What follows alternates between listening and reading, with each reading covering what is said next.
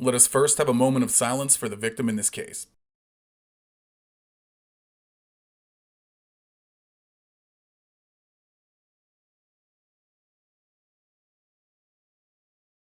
Welcome to 8MC Investigations. I want to thank all of you for watching. If you're new here, we put out weekly interrogation videos. We have a lot of exclusive content that you've never seen before coming, just like this. So if you're looking for new, consistent content, you're in the right place. Make sure you're subscribed with notifications on. You do not want to miss what we have coming. The absolute best way to support the channel is to subscribe. And if you appreciate what we're doing here, the only violence that I condone is you assaulting that like button. That tells YouTube that people actually want to watch these videos, and it really does help the channel. Okay, enough rambling. Let's get into it. This is the interrogation of Ashanti Rodgers. It took place on August 16th, 2017 in Jacksonville, Florida. This is the second of 3 interrogations in this murder series. The first interrogation in this series was of Cameron McIntyre, who you will hear a lot about in this interrogation. I would recommend watching that first, and the link is in the description below. Richard Green was murdered on July 9th, 2017 in an apparent robbery gone wrong. Now, Richard was not a saint. He was armed and was selling drugs, but of course he did not deserve to die. The 3 other people involved that were not murdered will sit in the hot seat and tell their story. The final interrogation of Patrick Stedman, the gunman, will be coming very soon, so make sure you are subscribed with the notifications on. Ashanti Rodgers is in the chair today. She was the driver, and she will tell her story. The audio was really bad with this one, so it has manual subtitles. Sorry for those that are watching trying to multitask. Ashanti is also a low talker. It is what it is. Of course, there is more information on the outcome in the description below, and here is how her interrogation went.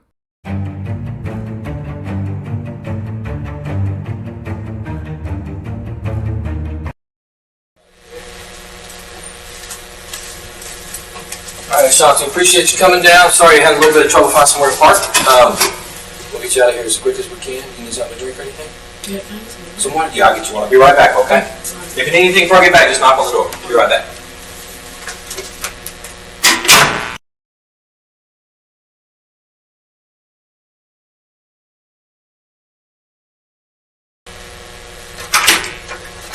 Alright, here you go. Some water. And you remember me from the times I talked to the members, and you met Detective Hoakley the first night down here, right?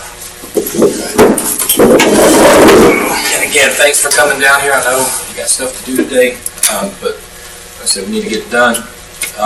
Before we start, because this is an official conversation, we're going to have to go through this rights form, okay? Doesn't mean you're under arrest. Still means everything is going the way it's going. It just means this is official, and can't stress the importance of everything, okay?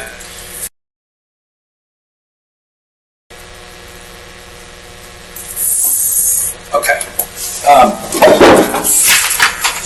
And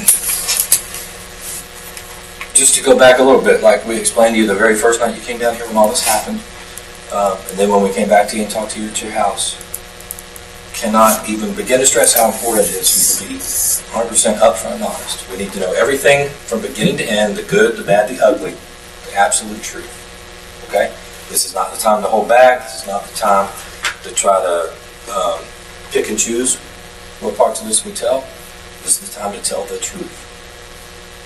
Okay? Neither one of us are going to jump up and down and yell and scream and beat on tables.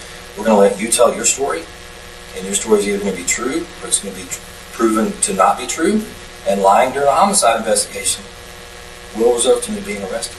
Okay? Understand that. Big deal. Super important. Somebody died. Okay? And our job is to get justice for that person and his family.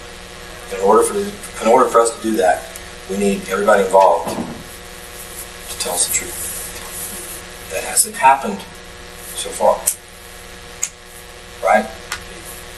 So we need that to happen today. Cameron came in last week. I know you went down to Daytona and saw Cameron.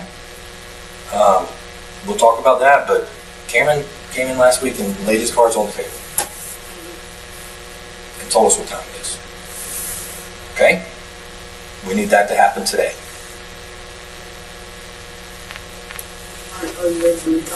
Let's start with the day that this happened.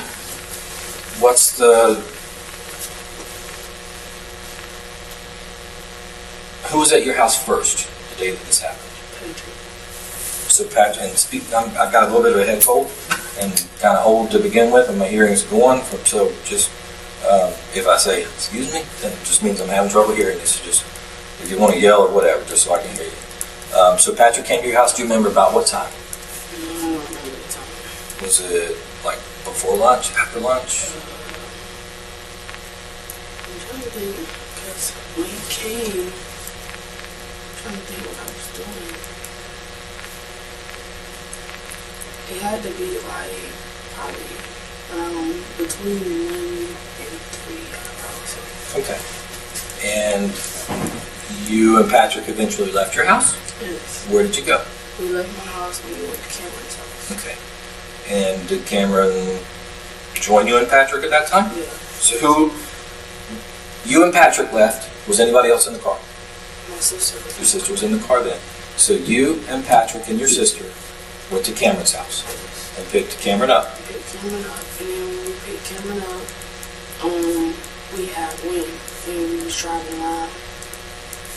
And when we were driving around, we went to the south side, and then we had came back. And then we went over there by one of my friend's house, and then we had came back over there by Cam's house.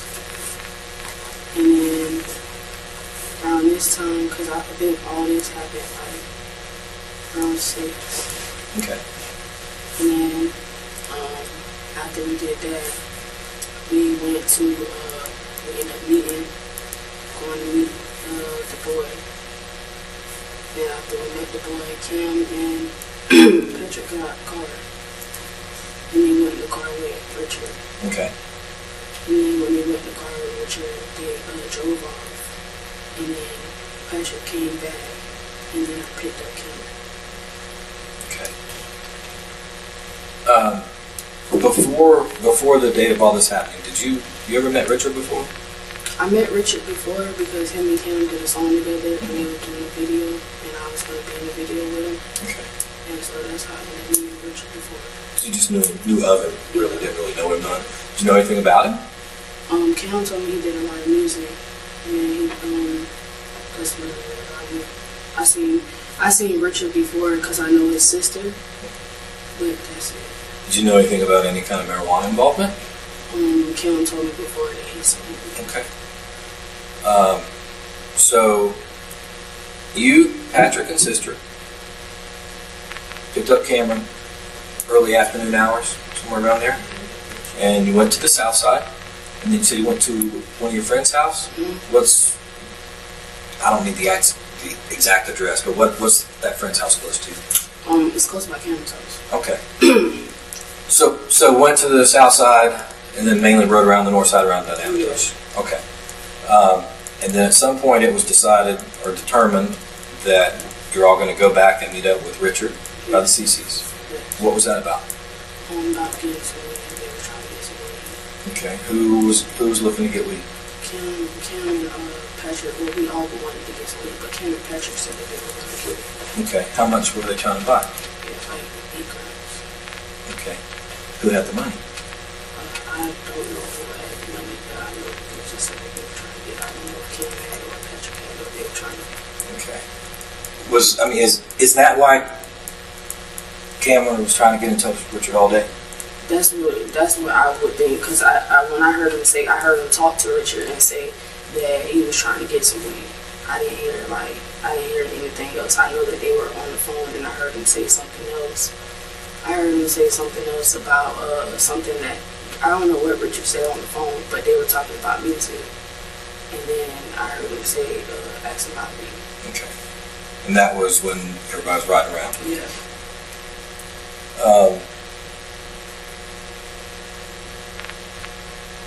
So Cameron and Patrick walked over to Richard's car and get in. Do you remember who got in what side?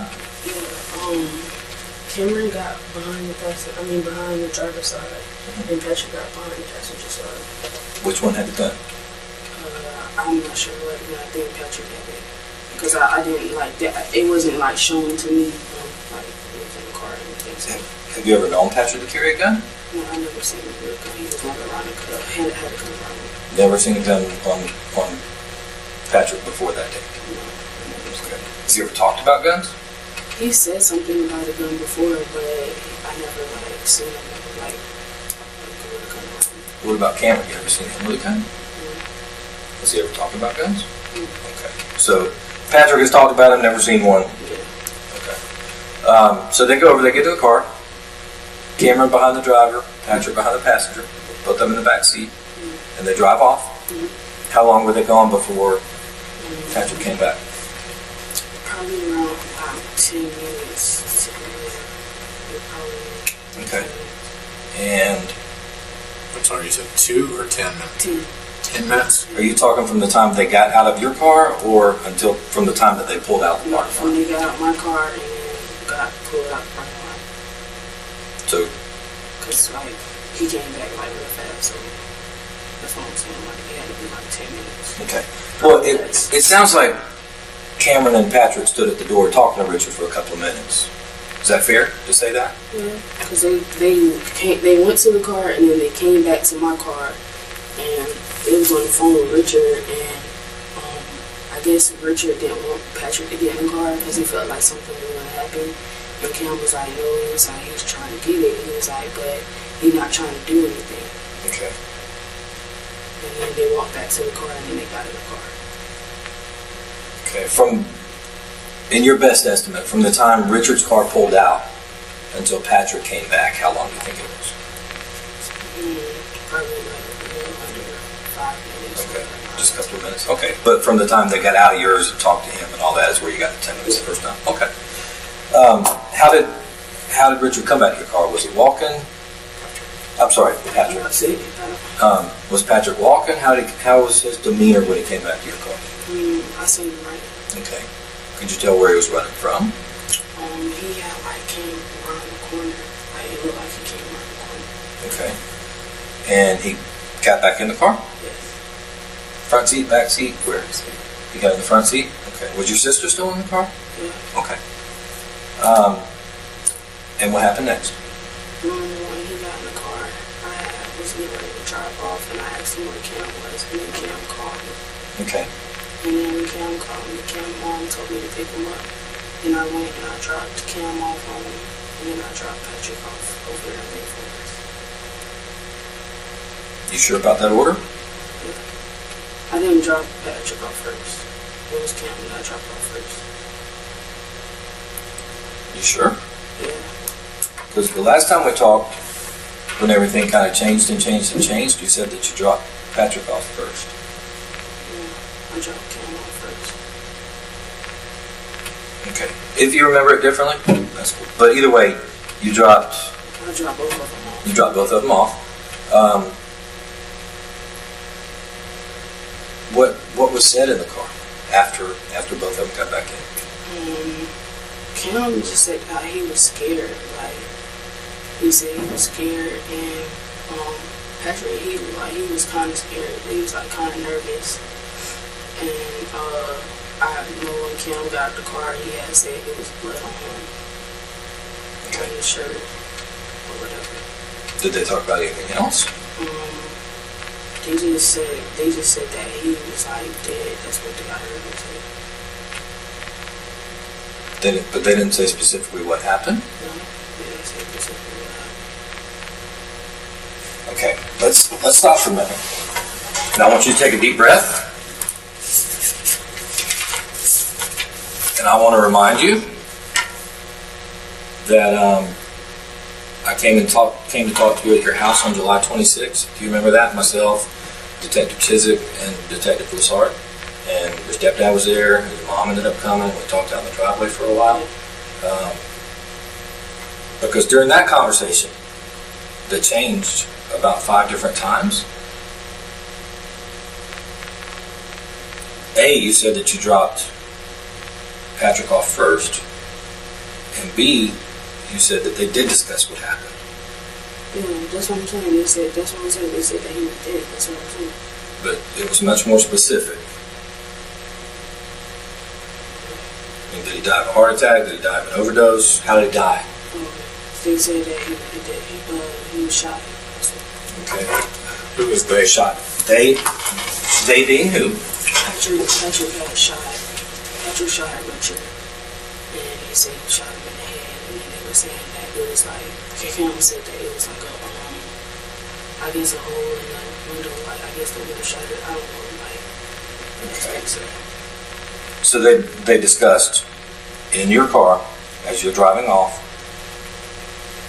that Patrick shot Richard, and that they believed Richard to be dead, and you drove them away from there. Yes, I drove Cam home, and then I took Patrick over to Lake Forest. Okay. Was there anything else said?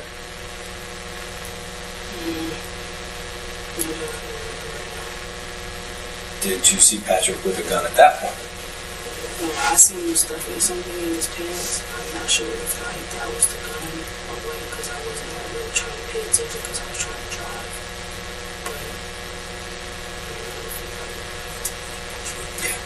You understand that your future depends on you coming in here and telling the truth, right? That's what I'm saying, okay, because again, I'm trying to believe what you're saying, and I want to believe what you're saying, and I want to believe that you're telling me the truth. But from our conversation, from the very beginning, you've been lying to us. From the night you came in here and this happened, you were asked about them getting back in the car. Patrick getting back in the car. Where Patrick went, I don't know. I never saw him again. That was a lie, correct? Okay. Then we came back to your house on the 26th, and we talked for almost an hour. And we went round and round and round to the point that your own mother looked at you and said, "Girl, I don't have any police training, but I think you're involved." You remember that? Okay. And now you're coming in here today selling a different story. It's the same story I told you guys. No, you're sugarcoating details and taking stuff out. It's the same thing. Same situation, same story. Well, except that when we talked to you at the house, you dropped Patrick off first. And now it's you dropped Cameron off first. I dropped Cam off first because Cam was closer. That's why I don't remember telling you guys. Why would I tell you guys that I dropped Patrick off? I don't know, but why would you tell us that you never saw Patrick again on the first night? Why would we go round and round at your house that day for over an hour? Well, I dropped Cam Why did it go from we just happened to run into Patrick walking through the Highland Square Shopping Center and he just happened to mention marijuana when really we were together the whole day?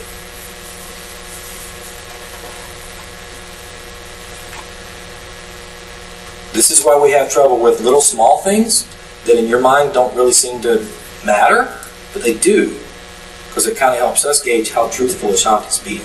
And right now, it doesn't appear that Ashanti's being very truthful.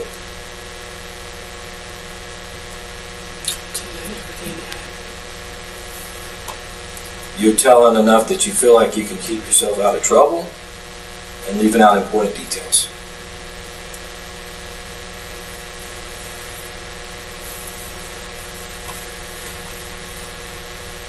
And again, like we talked to your stepdad today, and he expressed how gracious we've been with giving you our patience and understanding, and how you probably could have been arrested already.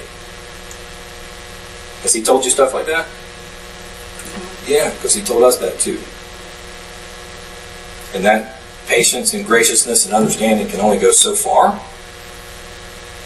before you might as well put handcuffs on yourself and walk yourself into the jail. Today is the day that all of this lying and all of these make-up stories, because I don't want to be involved, you're involved. Plain and simple. You drove them there to meet him. You drove them away from there after he was killed. You're involved. Now, where you go from here depends on you being honest. Again, Cameron came in here and told us, lady, get your hand. Don't know what he told you in Daytona, don't care what he told you in Daytona. You went to Daytona to visit Cameron yesterday, and this never came up. He said it. He asked me, have you guys came and talked to me? That was it. Okay. So, let's get back to this. Who'd you drop off first? Dropped off Cameron first. And that's what you're going to stick to. Yes. And then you dropped Patrick off in Lake Forest. Yes. Do you remember roughly where? Yeah. It was just like, it wasn't like a house. It was just like in the area. Do you remember what street? Just, you know, like where Lake Forest is. It was just like that street. I don't know what that street's called. Did you go on Turner? No. How'd you get there? I went down, like, going, after I left Cam's house, I got on 295. Okay. And went, like, through Moncrief and everything. Okay. And then ended up in Lake Forest. And don't remember anything, businesses around, anything where you dropped? But it's like that. It's on Lake Forest. It's like, you know where that corner store is? Lake Forest is kind of a big area. But Maybe, tell you what, we'll come back to that in a little bit. We'll bring a computer on with a map and try to figure it out. Try to figure out exactly, or close to exactly where you were. Exactly when and where you dropped off isn't nearly as important as what may or may not have been said leaving. So let's think back to when Patrick jumps back in the car and you pull out on Monaco and Cameron gets in the car. What was said? To the best of your ability, exact. what was said was, Cam was saying how he was scared and everything. And then Patrick said, he was like that. It was either him or Richard. And when I was like, what you mean? He was like, it was either him or Richard. He was like, Richard was trying to grab the gun. And I told him, don't grab it. Who said that? Patrick. And he was like, I shot him. Okay. And that didn't alert you enough that you should probably stop or anything? I was just trying to get home and get everybody out of my car. So.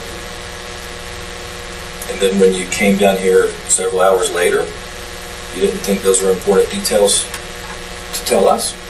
Why'd you lie? I mean, tell me that. Because, for one, after Patrick and Cam were like telling me what to say or whatever, and then after you guys came and I went back home or whatever, like a couple days later, one of my friends were telling me how it's people like trying to come after Cam and Patrick because of what happened. And I didn't want nobody to come after me thinking because I was in the car as well. Okay. So When were Patrick and Cam telling you what to say? we were on the way to drop Cam off. Okay, so you remember when I said what else was said in the car? Yeah. This is the kind of stuff I shouldn't be having to bend over backwards to try to get from you when I say what else was said in the car. This was stuff that I was telling me I need to put it in details. This was a pretty significant emotional event. Would you agree? This is something you'll remember for quite some time. But yet, after getting about 5 different versions of the story, I'm still having to pull all these details after saying what else was said in the car. So what did they tell you to say happened? They told me to say, but first they told me to say I didn't know anything. Okay. But I told them that that's not gonna work. And then they were like, for me to say that that I just dropped them off and that I seen what the story that I told you guys is basically what they told me to say. Okay. And so that's why I ended up saying that. The first night that you came down here, when you said that you just dropped him off, and then the next thing you knew, Cameron called and you picked him up. Yeah. That was what they told you to say then? Yes. Okay. And you said it? Yes. Was one or both of them telling you to say that? Which one was telling you to say that? Patrick was telling me to say that. Patrick was telling you to say that. Did Cameron ask you to say anything along those lines, or what was he asking you to say? Cameron wasn't really like telling me the same thing because he said that he don't think that I was going to be involved in it because I didn't get out the car or anything. I just like dropped them off. So he was telling me he don't think that that you guys were gonna pick me up or anything. But he said that he knew that you guys were gonna come for him because he was in the car. Why was Richard reaching for the gun? Something had to happen. I In don't that know car. that part. I don't know that part. He didn't say that part. He just said that he told me don't reach for it. And he was like that he was reaching for it, so he said he shot me.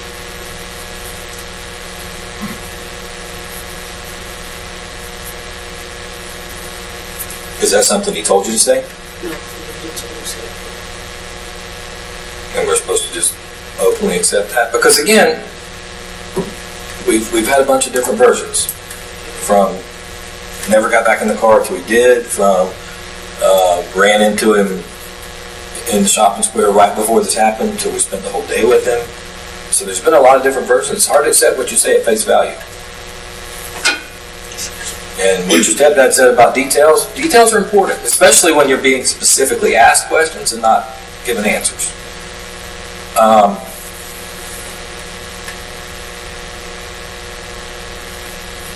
So you never saw either Cameron or Patrick with money? No. Did they discuss how much they were going to pay for the 8 grams a week? No. I don't know if they talked about that when they got out the car or whatever. But you heard Cameron's conversations with Richard on the phone were about meeting up to get some weed. Yeah. Okay. Did either one of them have weed when they got back in the car? No. And you saw Patrick shoving something in his pants, but you were busy driving and didn't see what it was. Yeah. Hearing me say that out loud, does it make sense? No, he didn't say that out loud. I seen something like it was silver, but I wasn't like paying attention really. That's what I'm saying. So 2 people just got back in your car and mentioned that somebody has been shot and killed, and you're driving away from the area, getting the story straight pretty much, but them telling you what to say, and he's shoving something down his pants and you didn't see what it was? Because it was like, he was like doing it like this. So it was like, I was looking like this and I was trying to see, but it was like I was trying to pay attention to the road at the same time. What was your sister doing all this? She was asleep. She was asleep. Yeah.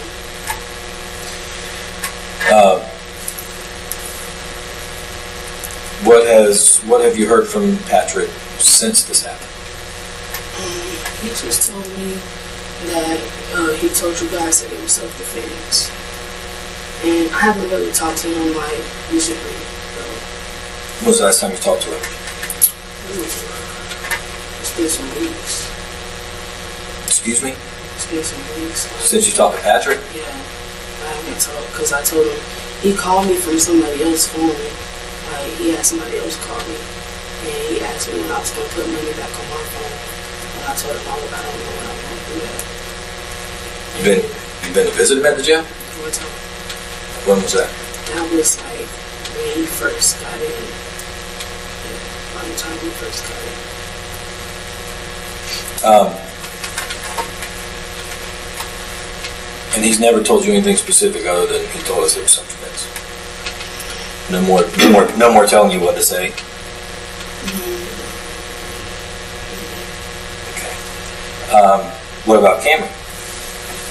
Cameron, he asked me, I talked to him and he asked me,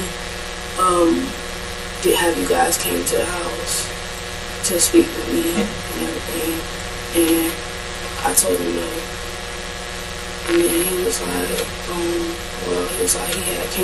he called me that day that I guess you guys spoke with him. And he was like, he came down here and he was like, he came to speak with the prosecutor or whatever. And he was saying like that you guys were trying to get him to say everything that happened. What did he tell you? He told us. He didn't tell me what he told me. He just said that y'all were trying to get him to say everything that happened. And he was like that he don't know if they talk to me or whatever, because he said that something that you guys said that it was something that you guys said that you said that I said. So that's why he wanted to know how you guys spoke with me. Okay, remember I told you that he came in here and laid it all out? Did I tell you anything that he said? Okay, we don't do that. I figured. So we haven't told anybody anything that anybody said. So, I honestly, I can't figure out if you're still doing this to try to protect yourself, if that's what you feel like you're doing, or if you're trying to protect one of them. I'm not trying to protect them. Okay. Then why are we still having all this trouble pulling out all these details? Well, about talking about getting the story straight, leaving, about whether or not something was mentioned about somebody being shot. They changed a little bit from the last time we talked because there's only one real reason for you to come in here at this point and not be 100% honest, open, upfront. I want to fix my name. There's only one real reason for that. What do you think that reason is?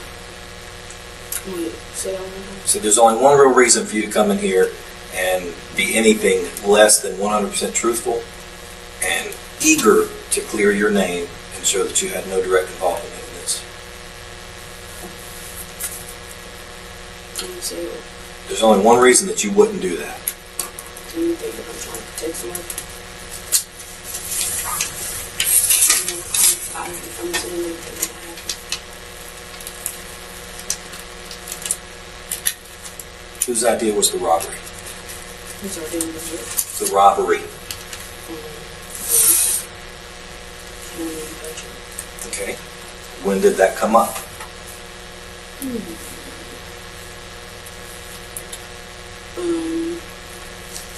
Before I left the house. Before you left which house? But that was just you and Patrick. Kim called me. Okay. What did he say? He was telling me about something that he did a couple days ago. Okay. Which was? Again, remember your stepdad told you about details? Yeah, I'm sorry. When we sit here and look at you like we don't know what you're talking about, it's because you're not putting in details. So before you and Patrick are at home, Yes.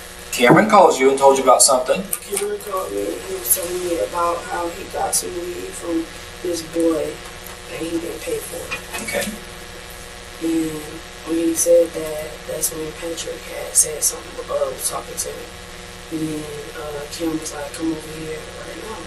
So we went over there. Okay. And then we went over there. That's when we went and that's when everything happened. We were driving around and all that. Okay, so we're driving around. It's now you, Patrick, Cameron, and your sister. Mm-hmm. And there's a discussion about Cameron. and buying weed or ripping Richard off for the weed? Which one? Yeah, they were talking about ripping him off. Okay. And again, this is the kind of stuff Which I get. that at this point we shouldn't be having to pull out of you. Okay? Yeah. So, during this time that we're driving around, exactly to the best of your recollection, what were they saying? They were saying how they were gonna like fake or like give me something fake that looked like money or whatever, so that they could get the weed. Okay. And I don't mean to stop you, but when you say they, Kim this is no specifics. Yes, Kim Okay. How they were trying to get what I just said to get the weed or whatever. And when he said that, they Kim called Richard, and when he called Richard, that's when they had talked about how much weed or whatever. Okay. And then after they talked or whatever, Richard was saying how he was doing something because he said that Richard was busy at the time or something like that. So after he said Richard was busy, he was like, we're just gonna wait till later or whatever. So then later came and they met up with Richard and then So neither one of them had any real money yeah. to buy this weed. Yeah. Okay. But still 8 grams that they talked about? Yeah. Okay. When they got back in the car after everything happened, there was more that was said. What I said already? Yeah. Yeah. Exactly to the best of your recollection. I mean, they had a plan and it went bad. They're back in the car together. They're going to talk about what happened. No reasonable person is going to believe that they just sat there in silence and didn't say anything. What was said? They were telling me what to say if you guys did come to get me. And then they were saying how,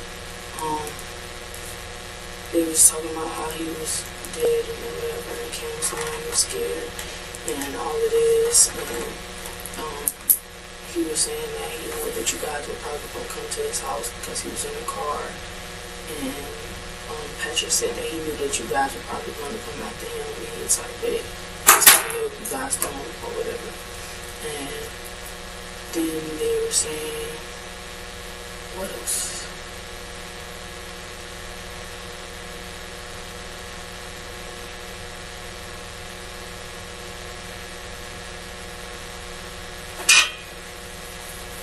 And that's what about it. It was just talking about like how he shot him and what I told you before.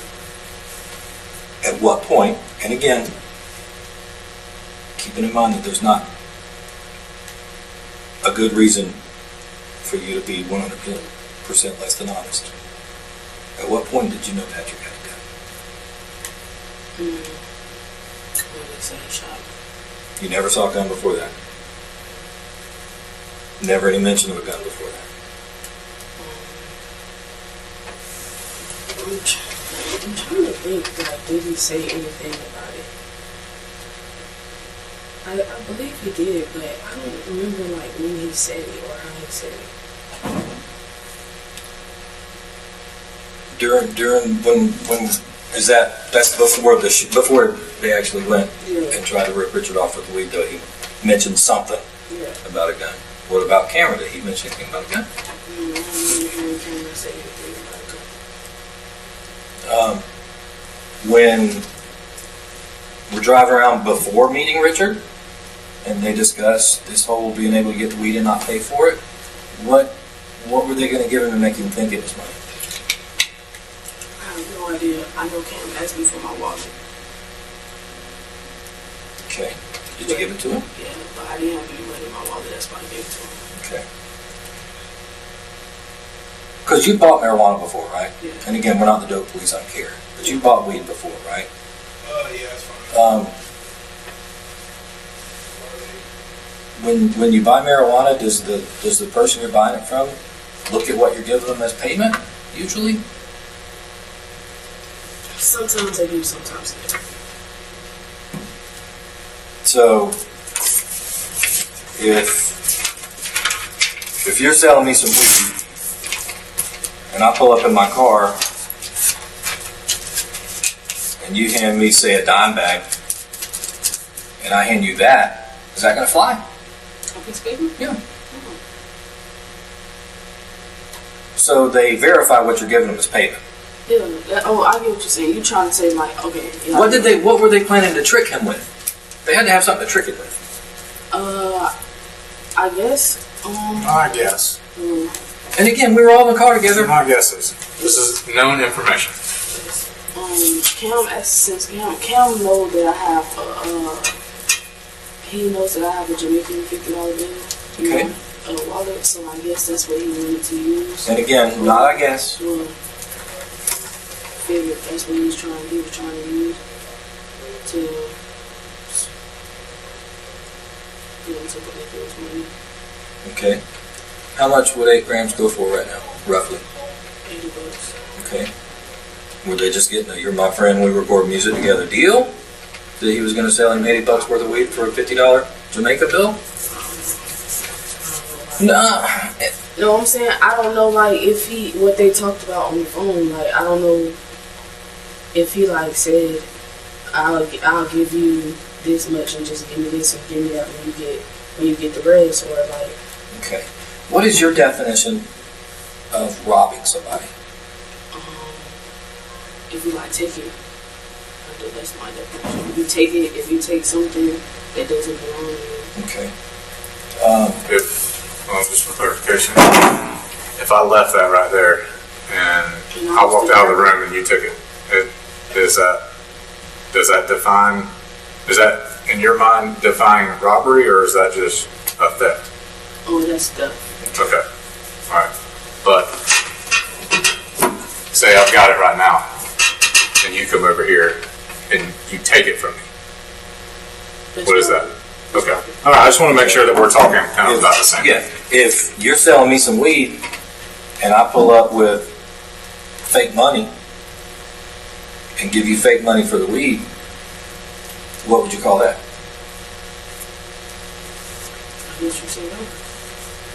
Do you, in your mind, that's robbing them? Giving them fake money for the weed? Yeah, because Okay. you're not giving them something that they can actually use. So kind of tricking them. Yeah. Okay. Well, I'm still having a little bit of trouble with, as soon as I said who planned the robbery, you were quick to say that.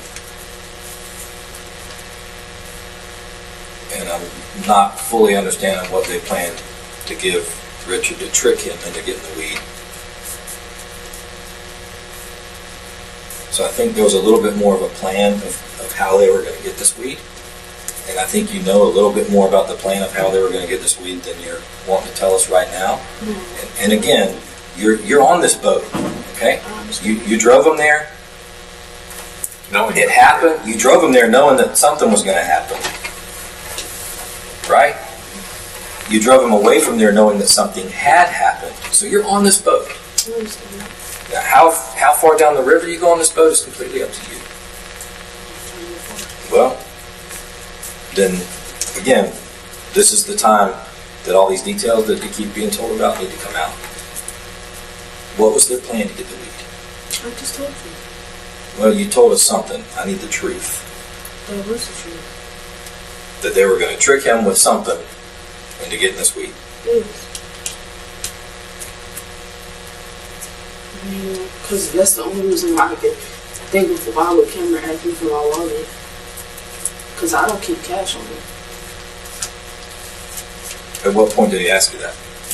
He asked me that when they were getting ready to go meet Richard. Actually, we were getting ready to go meet Richard. It wasn't they. We all went to meet Richard. So he just said, give me your wallet. He was like, let me see your wallet. Okay. And you gave it to him. Did you ever get it back? I ended up getting it back the next day. Because I forgot that he had it after I was trying to drop everybody off. I forgot that he had it. And so he called me later on that night. And he was like, I got your wallet still. And I was like, well, I'll just come and get it in the morning because it's already late and I'll feel like leaving to go out and go get it. And he was like, alright, because I told him I'll get it on the way, to me go to work. So you did get it back? Yeah. Okay. And did he tell you anything then? No, because after this, the whole guy said I already came and got us and everything. And he told me, only thing he told me was that he was at the hospital when I asked him, was he still downtown? He was like, he was at the hospital. That's the only thing. So he went there because he was terrified or something. Okay. All right.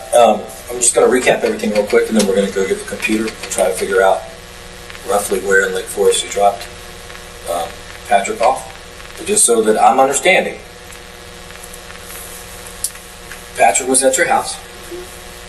Cameron called and talked to you or talked to Patrick about the way he got some weed from you? He talked to me. We was on FaceTime. So he was talking to me, but FaceTime it's not like something that you just put to your ear. It's Right. gonna be out loud. And me and Patrick, we were in the back playing with the dog. And so Patrick heard the conversation that him and Patrick had talked. And what did how did he say he was able to trick somebody the first time? He said that he had went to him and he said that it was him and his cousin. He said they went to the boy and they had, I guess because the boy, he was like really young, but he was like, they just went to the boy and they had like just gave him something and they took off. They didn't say what they gave him? No, he just said they gave him something and they just took off. And so we decided that's what we're going to do to Richard. Yeah. Okay, so he calls, tells about tricking some other dope boy, drug dealer, marijuana dealer, whatever you want to call it. Says, come pick me up. So you, your sister, Patrick, go pick up Cameron. Drove around for several hours trying to get in touch with Richard. Trying to get Richard to meet up. Finally, we meet up at CC's. Patrick and Cameron go over and talk to Richard for a couple of minutes. They came back to your car? Yeah, they came back, but they didn't get in. Right. Cameron says, give me your wallet. No. Before they got out the car, Cameron had to Okay. get in. Okay. And that's why we're doing this recap. So before they get out, Cameron says, give me your wallet, which you did. They go over, they talk for a couple of minutes.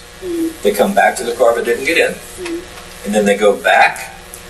And during the time that they're back at your car, you said Cameron was talking to Richard on the phone. Yeah.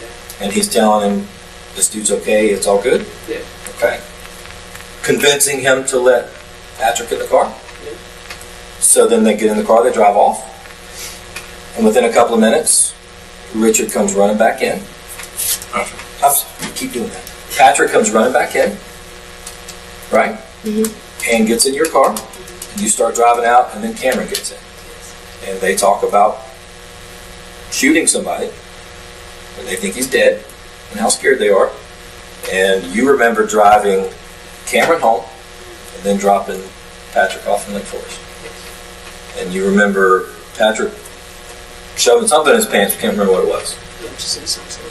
What do you think it might have been? Probably was, or you definitely. Let's get. I mean, Probably was. did you see a gun? Did you see a gun or not? I don't remember. It's bullshit. You're lying. You Yeah. look at him.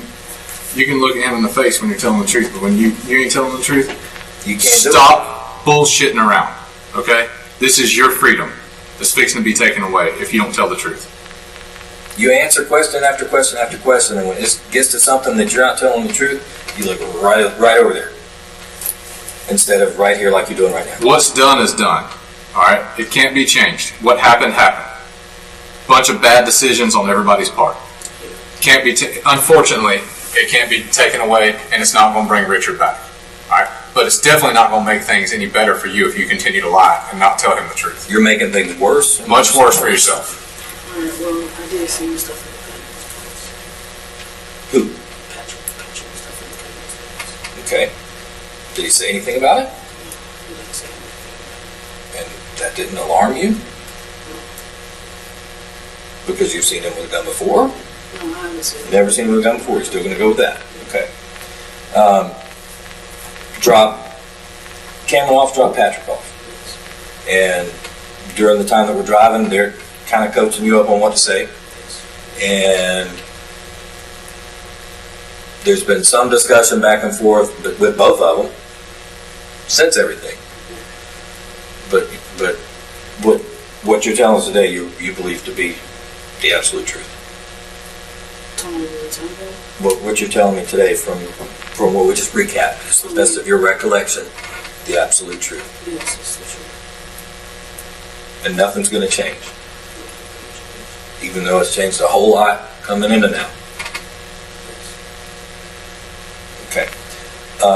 Think about that while we go to this computer and try to figure out roughly where Patrick was dropped off. Because again, you're on this boat. I understand. You're neck deep in the middle of this. You drove them there. You knew what was going to happen. You drove them away knowing what happened. Then you came in here and lied about it. You lied about it at your house. And then you came in here and still not telling the truth today. I'm the truth today. You're telling the truth when you get caught. And you feel like you're telling enough the truth to get yourself out of trouble. You have one chance of helping yourself in this. And that's telling the absolute good, bad, and ugly truth from A to Z. And not leaving anything out. And all those accidental forgetting details, that's not what's happening. You're leaving out details because, ooh, that makes me look bad. That's what you're doing. And you're making yourself look worse.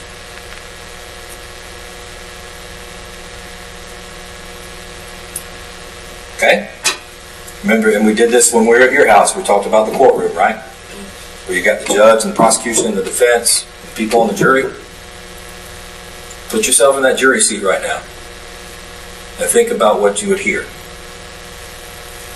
Ladies and gentlemen of the jury, this person knew what was going to happen, drove these people here to facilitate it happening, to help it happen, drove them away after it happened, and then repeatedly lied. And wants you to believe that she didn't know what time it was.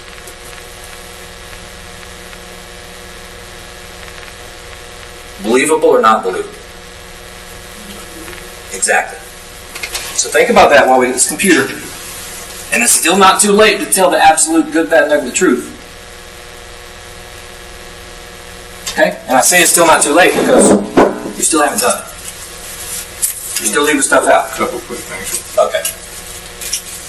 You guys went to the south side. Where did y'all go specifically? To Vigilante. Okay. Did you physically go inside Adventure Landing, or did you just drive to that area? I didn't go inside. Patrick went inside, Okay. and I stayed in the car. Cam stayed in the car Would you go to Adventure Landing for? because Cam said that Richard was there. Okay. So, did they meet up with Richard there?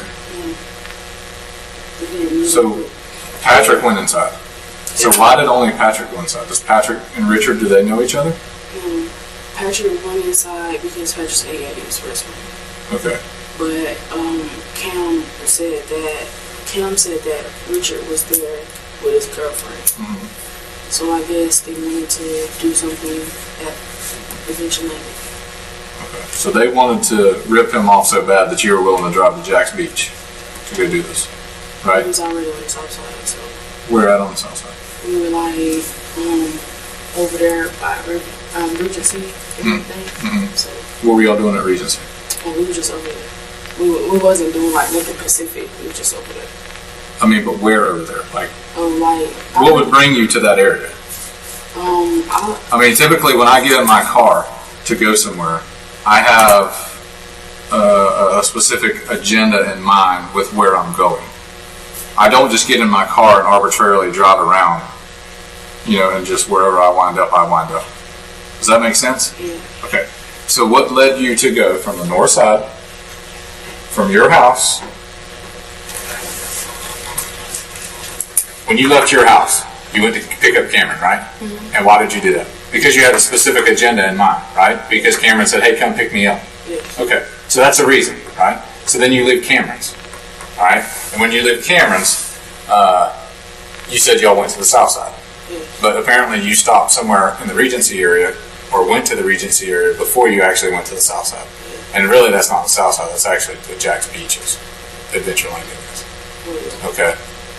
So what prompted you to go to Regency? We just went over there. It wasn't cause, alright, he said that Richard was at the at Adventure Landing, but he wasn't sure if Richard had already was there or whatever. So, when we say he, we're referring to Cameron. Cameron. Okay. So I wasn't finna keep driving around or whatever, so I just stopped right there. Where? Right where? Over there by the mall. Okay. By the mall? In the mall parking lot? I mean, where? It was kind of I don't want to say it was kind of in the parking lot, so I guess you might as well say the parking lot. Okay, well, what store was it near? It was I don't remember. Was it near where all the police cars parked?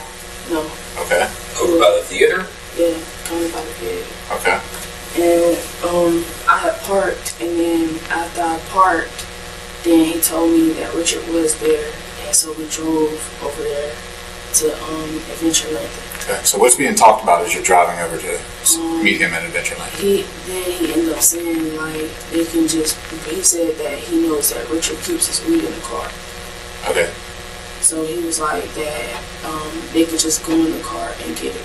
Okay. So now they're talking about going to essentially commit a burglary to his vehicle or break into his car to steal the weed? Yes. Okay. So that was the purpose for going out there, Yes. was to try to steal the weed from Richard's car, not to meet up with Richard, right? Okay.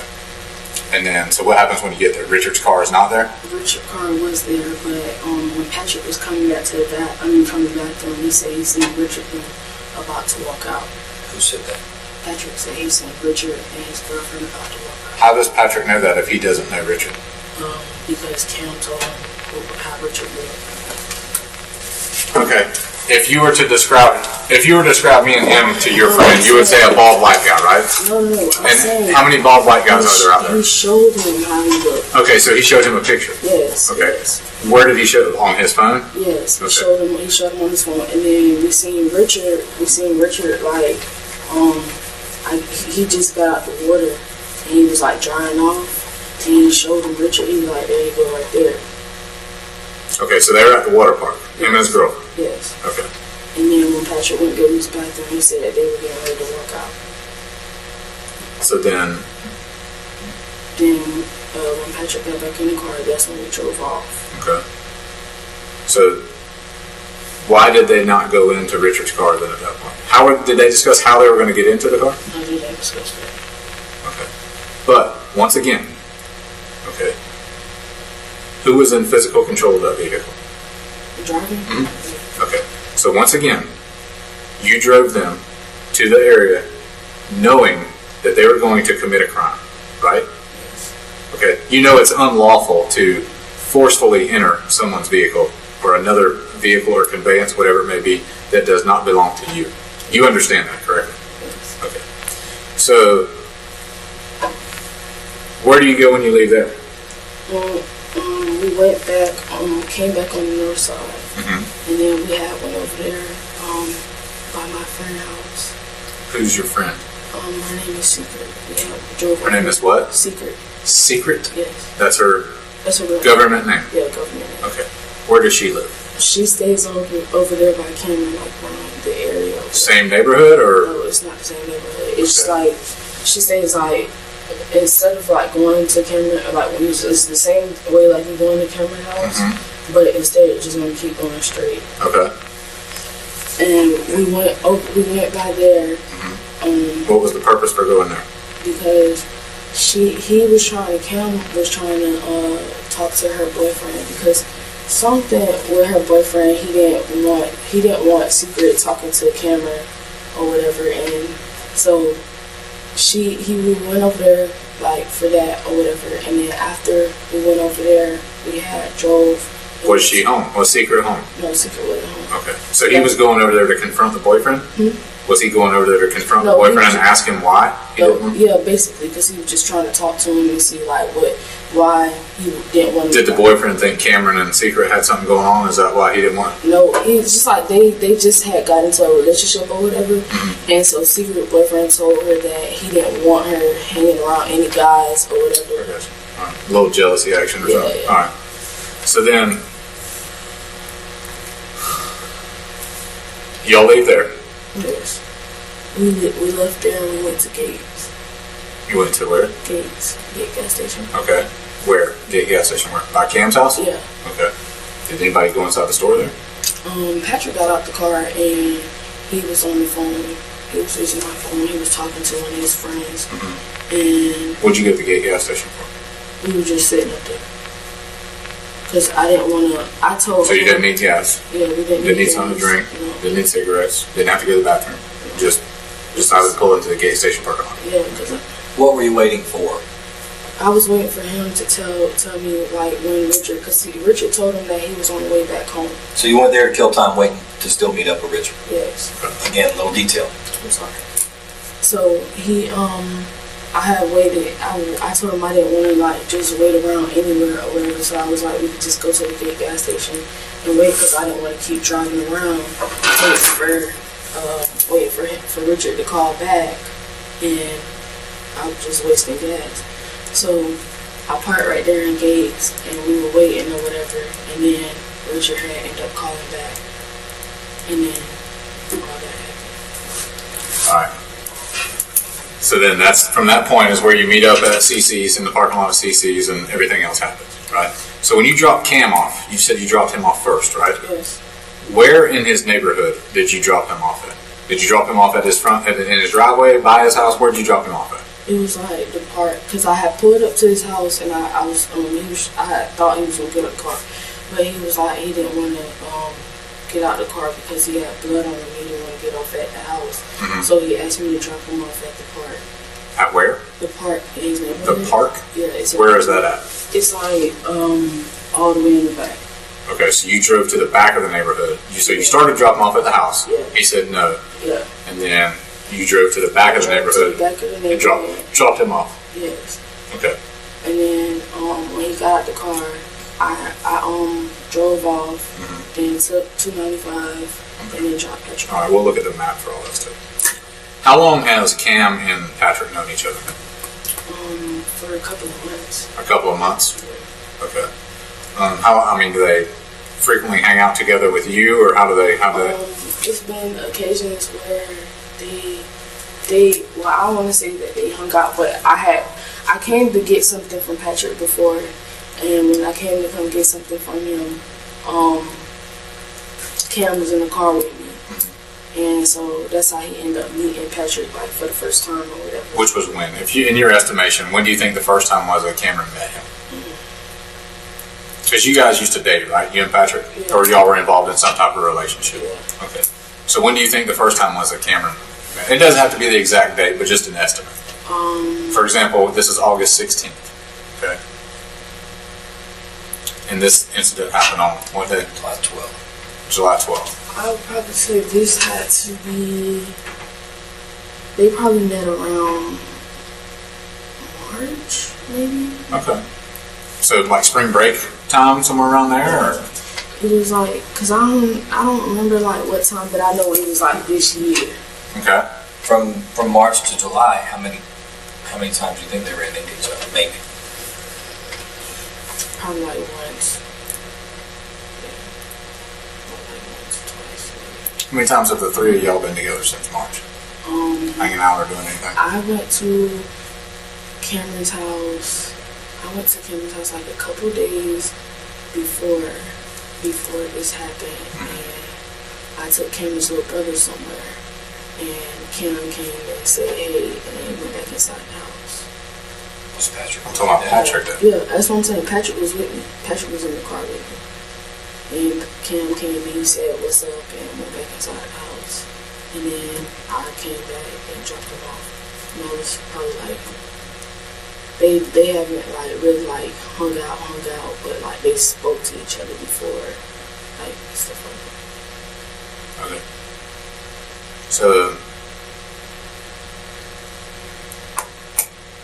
Cameron and Patrick may not have necessarily been good friends where they hung out with each other, but they definitely knew who each other were. Yeah. And they definitely were on good terms. They spoke to each other. Yeah. No issues there. Okay. Cam knew that who Patrick was. Like I told him like me and Patrick used to mess around with each other when we was younger. Now, were Cam and Patrick, were they friends on social media or anything like that? I don't think so. Because were you and Cameron friends on social media? We're friends on social media. On like Facebook, Yeah. Snapchat? Yeah. All right. And Patrick's also your friend on there, right? Yeah, on Facebook. Okay. So do you know if Patrick and Cameron are friends on like Snapchat and stuff like that, or are they just? I don't really think so. You don't think so? Yeah. All right.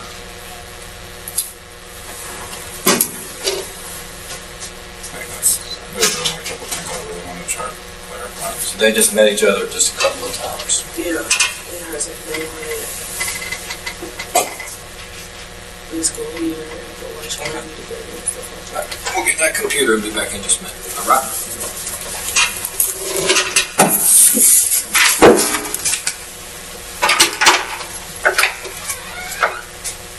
I have a question.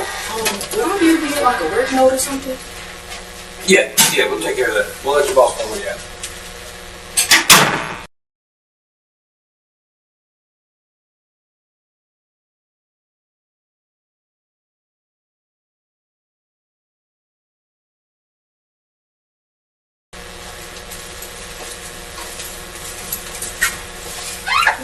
How much on them? Should be just a couple minutes. We're getting ready to come back in and try to clarify some things real quick, okay? All right. We're ready now. I'll just wait on the other detective to come back. All right. Did you think of anything else while we were gone? Any details that popped in your mind? Stuff that we haven't talked about, or? Okay. All right. Let's start with on this computer. This is Cameron's house. Okay. So coming out of his neighborhood. And you said you got on 295? Yeah.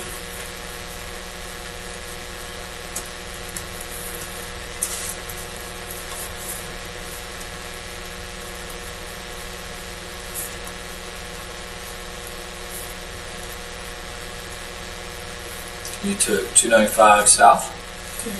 Okay. Okay.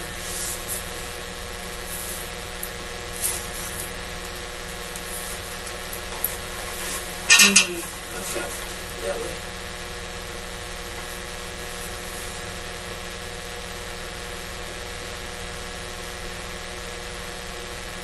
It's killing me.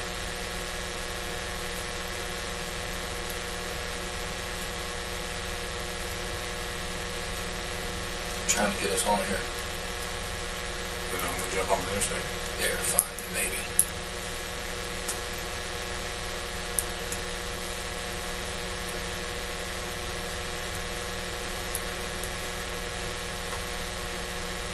Now we're on 295. So you're going south, right? Do you remember where you got off? I don't know what the street was called. Was it the next exit up? It was not the next exit, but the exit out. Because the next exit. It has two exits. Yeah, So you got off at the second one? yeah, the second one. Okay. Because the first exit, it goes like that way. That's right. The other one loops So around. you So got you took the second loop part, around. yeah, loop. Okay. And went up underneath. That's US Up 1. underneath 295. So you went US 1. Okay.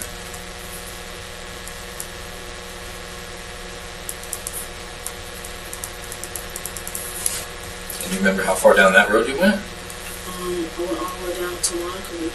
Okay. Turned on Moncrief. Turn left on Walker. Yeah, Okay. turned on Moncrief. So then I was on Moncrief. Then when I got to the light where the Walgreens is, I turned right there. That street. I don't know if. That's Edgewood, right? No, that's Sutil. I mean, Sutil. Yeah. That's right, because the BP is 5292 Sutil across the street. Okay. So I turned right there, and then after I turned right there, I turned on, I think that street is called Clyde.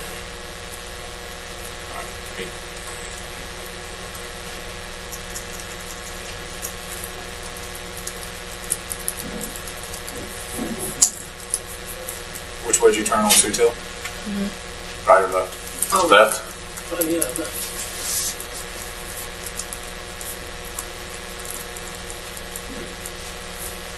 We are talking about the Walgreens on Sutil. yeah, the Right. Walgreens is right there on the Moncrief and Sutil. It should be 5200 block if it's Sutil. So right here. And you kept going further up Sutil from here? About how far you think? Is that when you got to Clyde? Yeah. That's way up, right?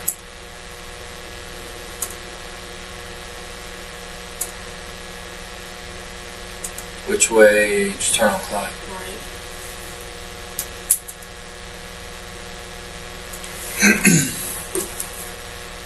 I think that's what it should be. Good before you get to this, roundabout.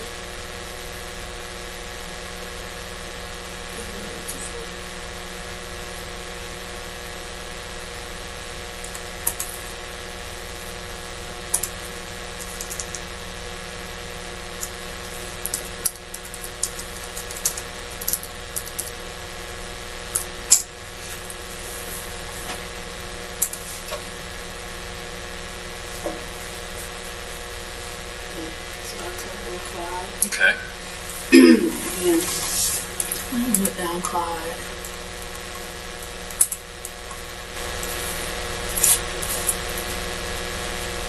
How far down Clyde you go? I went Hey, what's it? I think I'll keep going.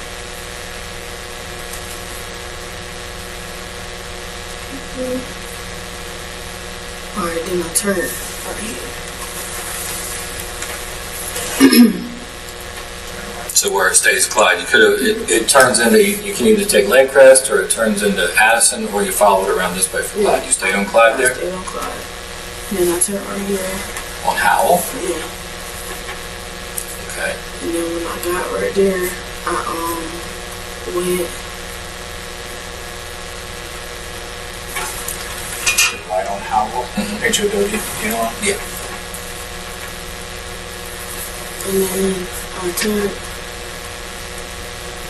on Harborview. Right or left on Harborview? Right. Okay. Because I ended up by Regal High School. So at Howell and Harborview, you turned right? So that'd be going back this way? No, my bad. So on the road, it would have been left. Computer is right, on the road, it would have been left. Okay. So if you turn left on Harvard? Yeah. And I ended up by Regal.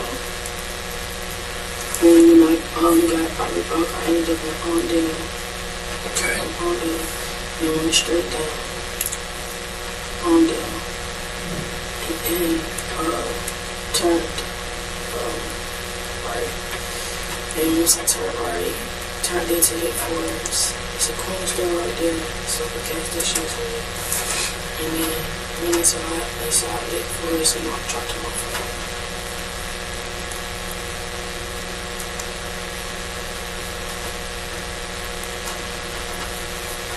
But you don't remember the address on the... Yeah, because it wasn't like a house where I dropped him off at. It was like I just dropped him off because like he don't have nowhere to stay. So.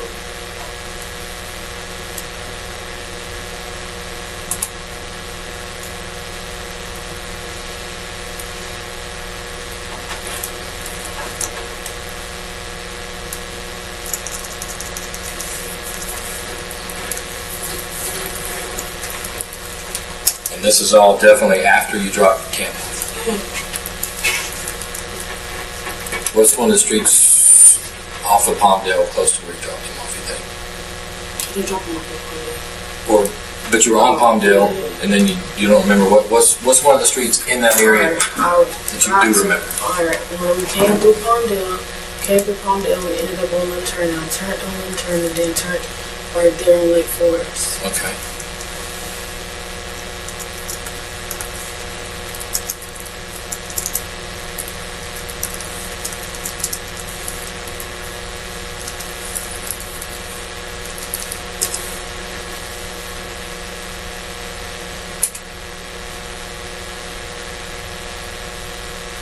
You know where he went from there? Alright, when I went in Lake Forest, I just went straight and dropped him off right over here. It wasn't like a Pacific street. So on Lake Forest. Yeah. So you took off of Limb Turner, you'd have been turning left on Lake Forest. So you came off Palmdale on Limb Turner, go left on Lake Forest, and just somewhere in that first couple of blocks. And it wasn't a specific house, it was on the side of the road. Just on the side of the road. So somewhere, looking at this, it's Reed and Wainwright. Say somewhere between Reed and Wainwright, or before Reed. I don't even know what the street is. Okay, but you just know you turned left on Lake Forest and dropped him off pretty soon after that. Yeah. And there wasn't anybody's specific house. Did he tell you where to drop him off, or? He was trying to, but I was trying to hurry up and get home. So I was like, I'm not finna go all the way this far. I'm just gonna drop you off right here. Okay. And your sister was still in the car then too? Yeah. She awake or asleep? She was asleep. She slept through all of this? Yeah. Okay. She sleeps. And after you dropped him off, you went home? Yeah. And then a couple hours after that is when Detective Chiswick and Lassard came and ended up coming down here. Okay. All right, backing up to when you and Patrick are at the house, and Cameron calls, and you're on FaceTime with him, right? And he mentions how him and his cousin took some weed from somebody, you said a few days earlier? Mm-hmm. Okay. How did weed come up to begin with? Because he called to ask me if we had any. So Cameron called you looking, seeing if you had any weed. Yeah, because he wanted to smoke. So Okay. he had asked if we had it. It was like, no, we don't have it. Okay. So then he was like, nobody got no money. And then I said, I don't have any money. So I was getting it. Okay. So then that's when everything came up and he said about, he told me about how he did the boy, And when you say he, Kim. okay, so Cameron was explaining to you how him and his cousin took some weed from somebody a few days before. Yeah. Okay. And your understanding was they gave him something and took the weed and ran off. Yeah. Okay. And who mentioned Richard? Cameron. Okay. What did he say? He just said that he knew somebody that he could get weed from. He was like, he probably could call Richard. Okay. And then he called Richard and he asked Richard about getting some weed or whatever. And I guess Richard told him that he was busy at work. Right. So he couldn't come to him or whatever. So then we went to Cam's house. And when we went to Cam's house, that's when he called Richard again. Okay. And then he told Richard that he was still trying to get some weed. And I don't remember if I don't remember, because I know Richard called back, so I don't remember if he told Richard that he was going to give him a call back to see what we was trying to do or what. But Richard called back, and when Richard called back, then Richard told him that he was at Richard Landing. Okay. And when he told me he was at Richard Landing, that's when we ended up going to Richard Landing. And whose idea was it to go to Adventure Landing? Cameron was like, let's go to Adventure Landing. And what was the purpose of going to Adventure Landing? Because they were going to go inside of Richard's car. So we did. How were they going to go inside his car? I have no idea. I don't know if they was planning to break the window or they had, because they didn't have nothing. So But their intent was to go inside the car without Richard knowing yeah, and take the weed. yeah. Okay. That didn't work. So we went back to the north side, and some more phone calls take place, and then we're going to meet at CC's. Okay. So all of that took place from the very first conversation to picking up Cameron to going all the way to Adventure Landing with plans to breaking into the car, and then plans to meet at CC's to do this $8,000 deal that nobody had any money for, and that we knew one way or another we were getting this weed from Richard. And you don't know what their plan was for how they were going to trick him into this? That's what I'm saying. I think Cam wanted to use the $50 bill out of my wallet. Because if he said he didn't have any money, that's the only thing I could think of. Because I didn't have any cash. I don't know if Patrick had any cash on me. But their plan was to trick him into getting this weed, Yeah. in your mind, Yeah. from what you understood. Yeah. Okay. Cameron and Richard are good friends. Cameron refers to Richard as his brother, who he's known for years and years, do music together. They're tight, right? Does it make sense that he's going to go trick somebody that he knows and is that close to? Does it make sense that he thinks he's going to pass him a $50 Jamaican bill and it not end up coming back? That he's got some explaining to do? I'm not sure. Because he didn't say it wasn't saying what Richard said, I could just give him this and I'll pay him the rest later. So,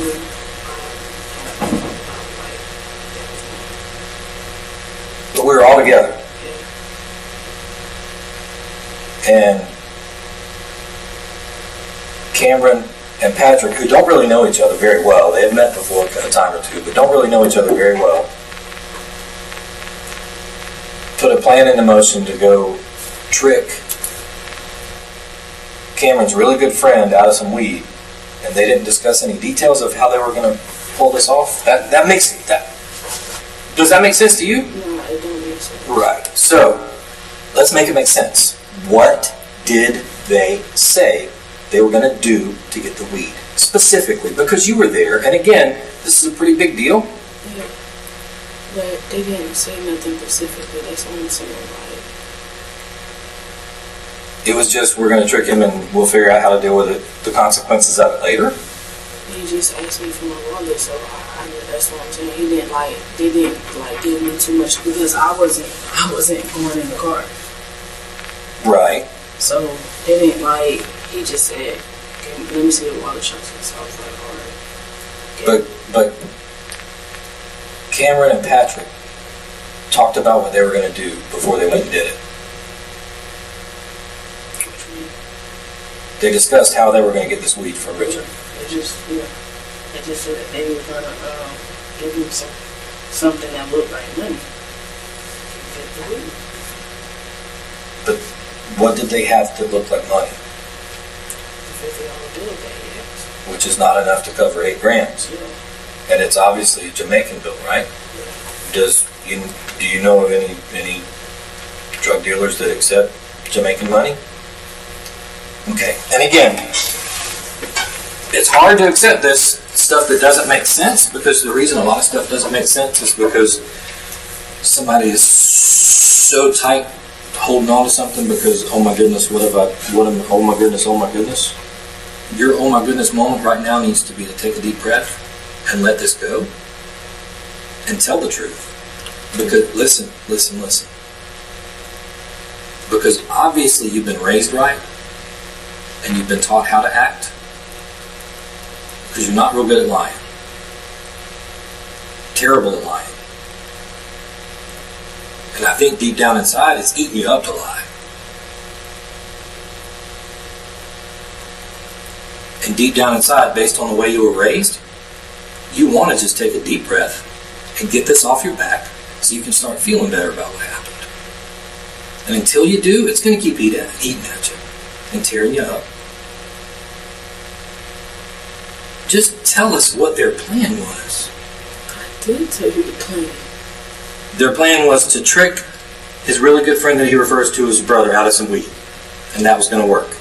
Yeah, that's what they, because I told you when you told me to give you a call back, I told you that Cameron said in the car, he was like that him and Richard haven't been messing with each other like how they used to. Okay. So I'm not sure if Cam was angry because him and Richard wasn't talking and speaking like how they used to, because I know sometimes when I used to call Cameron, I used to be like, what you doing? He'll be like, I'm with Richard, we're at the studio. Okay. So I'm not sure if Cam was feeling some type of way about that, so Cam felt like him and Richard wasn't as close anymore. But whether they're close or not, they know each other. Yeah. And if we know each other, and I come to you and give you monopoly money for some weed, I'm going to have to explain that at some point, right? Yeah, I'm going to get you stupid. Yeah. Kind of like I'm looking at you thinking, how in the world do you expect me to process and make this make sense that they didn't go there at least with something to present?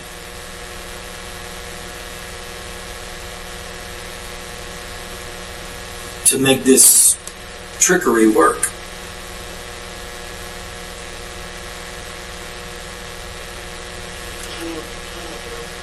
I mean, would hearing it out loud that two people that barely know each other decided that they're going to go get weed from somebody that one of them knows very well, and the plan was to give him something to make him think they were paying him and get his weed. Does hearing that out loud make sense to you? No, it doesn't make sense.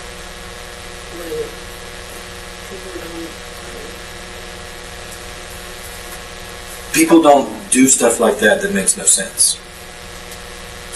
They went into this with it. Well, some people might, but we're not dealing with, for lack of a better term, really, really dumb people right now. Cameron's a pretty smart dude.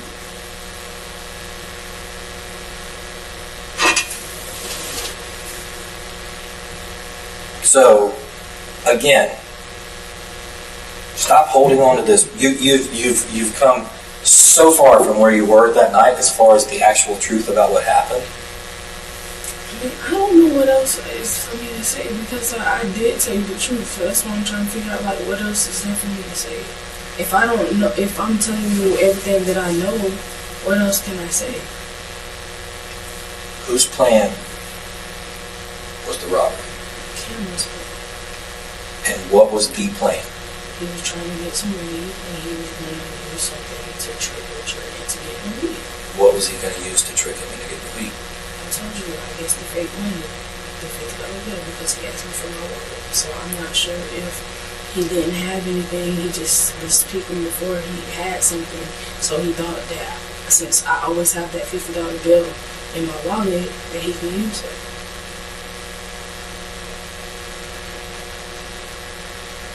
And you didn't hear any other specific plans?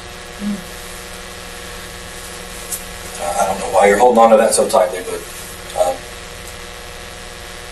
it is what it is. When Patrick and Cameron got back in the car after Richard was shot, what did they talk about? I mean, they were just, okay, they just met up with a dude with intent of tricking him out of some weed, and something happened inside that car that led to Patrick shooting this person and killing him. I don't know about Patrick's background and everything that he's been involved in, but there's nothing that Cameron has ever been exposed to like this.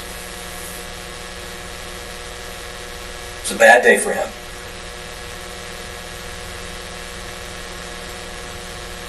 And you're expecting us to accept and believe that they didn't talk about it when they were in the car? After, I told you they did. They was talking about, I told you how Cameron said that he was scared. And then Patrick was saying how it was either him or Richard. Okay, but again, why did Patrick feel that way, that it was him or Richard? Because he said that Richard was reaching for a gun. What made him reach for the gun? What happened that he would reach for the gun? So I just said, I didn't never ask him to say, why did he reach for the gun? Like, he just said he was reaching for the gun. He was like, I told him don't reach for it. And he said, so then I shot him. Did he say where it was at? Where he shot him? No, where the gun was at that he was reaching for. No, he didn't say. He just said that he was reaching for it. Did he say anything about what happened to the gun?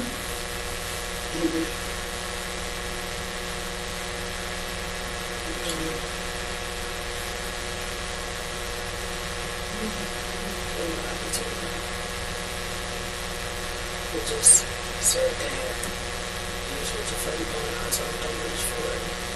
So he shot him.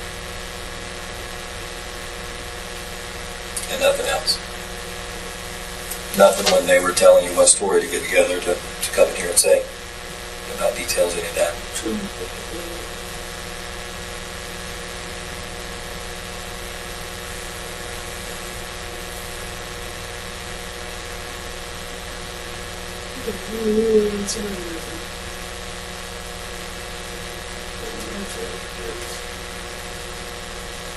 Nothing at all. And in your mind, Patrick and Cameron talked about tricking Richard out of this weed, and that would have been pretty early in the afternoon, right? Maybe, say 3 o'clock in the afternoon, somewhere around there. And then you guys drove around for 6 hours calling Richard, driving all the way to Adventure Landing with intent to break into his car to get the weed. That didn't work, so he went back to the north side. 6 hours went by from when he said, hey, I know how we can get some weed. We'll trick my friend. And they never discussed how they were going to trick the friend, other than they're going to give him something to make him think they're paying for it. Yeah, that's all he said. And you're hearing that out loud, and that makes sense to you. It don't make sense to me, but that's what he said. And then at the very last minute, when he's getting out of your car to go trick the friend, is when he said, oh, by the way, let me get you wallet, because you got that fake 50 in it, or that Jamaican 50 in it. No, he asked me while we were getting ready. It wasn't like when we were getting out of the car, he asked me. He asked me who was on the way. On the way to which part of this? Who was on the way to CC's. So within a few minutes of game time is when he thought to ask you for your wallet. Yeah. And when him and Patrick first talked about it, it wasn't. And then then I'll just get your wallet and use that Jamaican 50. That was like right here, last minute before going to actually do this is when he said, let me get your wallet. They said that one more time? They didn't talk about using your wallet with the Jamaican 50 in it up here at the very beginning of this plan. Mm-hmm. It was right here at the very end before he went to go do this. Yeah. Because it was like when we were leaving, he was like, Richard is on the way to CC's right now. When we were leaving, he had asked me for my wallet. So I gave him my wallet. Does that make sense to you? No, where were you leaving from? The gas station. Okay. And again, that's several hours after this plan was hatched. It would make sense if it was somebody that I didn't know, like you talked about that naive dope boy that him and his cousin had taken it from a couple of days before. That would make sense for you to try to pull something over on somebody like that. But for somebody that you've known for several years, that doesn't make sense. There's a reason that Richard may have been reaching for his gun because of what happened in that car.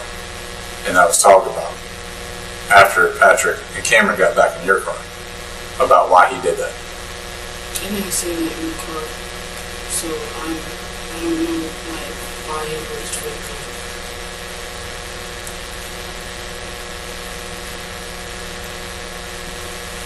You said they didn't say that in the car.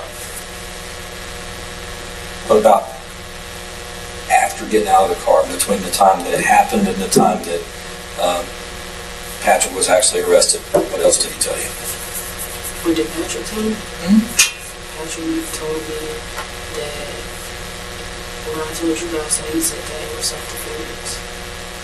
And he was like, that's what he told you guys. He said he told you guys that it was self-defense. This is before he got arrested. Before he got I arrested. thought you said after. That's No, from the time you let him out Lake Forest until the time he got arrested. You talked to him in between there, before he got arrested. What did he tell you during that time about what happened? He just asked me, he asked me because I told him, I was like, the police came here. I was like, he was asking me about the situation. And he asked me, what did I tell you guys? And then he said that it was self-defense. He just kept saying it was self-defense. And never once said what would have prompted Richard to reach for his gun. Yeah, he didn't tell me all that because I didn't ever ask him. So it was like, just didn't ever say that. But everything he told you was that Richard reached for his gun? Yeah. Because when I asked him what happened, he told me that Richard reached for his gun. But he didn't ever say where it was? No. And he didn't ever say what happened to Richard's gun? No. Did he ever say what he did with the gun that he used? No. He didn't say that either. Not a word. And neither one of them had any weed when they came back to the car? Okay, from the time that you left from your very first interview down here that night until the time that we came back and talked to you about a week later, myself, Detective Lassard, and Detective Chiswick, you talked to Cameron during that time. What did Cameron tell you? Cameron really didn't say much. Like, he was just telling me about how he went to the hospital and how you guys came to his house. Because I asked him, what happened when you guys came to his house. And he was like that you guys came and you guys told him that you guys already knew who it was because you guys found shell casings or something like that. And it had Patrick's fingerprints on it. So you guys already knew who it was. And he was like, then y'all took him down here. And y'all was asking him questions and stuff like that. And he didn't tell me like what all happened. He just said that after Patrick shot Richard, he was like, I think he said that the glass buzzed or something. But he was like, Richard's dreads or something in his face. And he said that he was telling me how Richard's girlfriend was there, and like she was like crying and everything. She ran into the woods or something like that. But he didn't say anything about why Richard reached for the gun? He didn't tell me that because I didn't get asked. So. But, and tell me if I mess any of this up. Drove them to CC's. I'm sorry, drove them to Adventure Landing to try to break into the car. That didn't work, right? So then eventually you drove to CC's with the intent for Cameron and Patrick to trick Richard out of his weed. Gave him the wallet as part of the props for that, apparently, because of the Jamaican 50, right? And they leave, they come back, and you drive them away from there, knowing that something happened inside the car that led Patrick to shoot Richard, right? They said they thought he was dead, or they knew he was dead. Which one? Do you remember? Cameron said he looked like he was dead. Okay. That's what. Sounds pretty serious. So even after hearing that, you drive them away from the area, right? Drive Cameron home, drop him all the way back to the back of his neighborhood because they didn't want to get out at his house because he said he had blood on his clothes, right? And then you drive Patrick back and drop him off in Lake Forest, and then you go home. And then we come and ask you to come down here and talk to us, and you didn't tell us the truth, right? And then somewhere between the time that you left here and Patrick actually getting arrested, Patrick came to your house. And you knew Patrick had done this, right? Did you ever call the police and tell us that you had seen him? Okay. So he leaves. We come back and talk to you again after that about whether or not Patrick ever got back in the car. You remember that conversation? And that was about an hour and a half where you lied back and forth and finally said, well, yeah, he did get in the car, right? And then you came in here and have been somehow managing to lose a lot of details here and there, lied. It's been pulling teeth to get to where we are now, right? Right. Yeah. Why? The first time it was because of, I told you that's what they told me to say. And then the second time it was because I was scared. So I just didn't really like know what to say when I got to say it. But you told me that's the truth.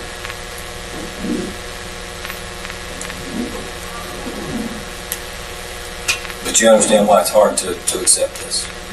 You understand why it's hard to accept this nonsensical plan that they had no plan as to how they were going to trick him out of some weed led to what ultimately happened to Richard.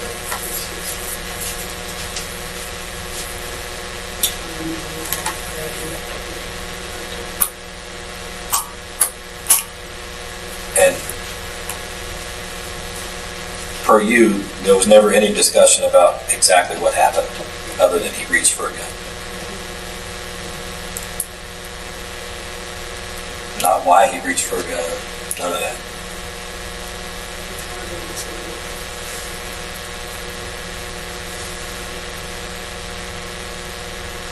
And their only plan was to trick him with a Jamaican 50.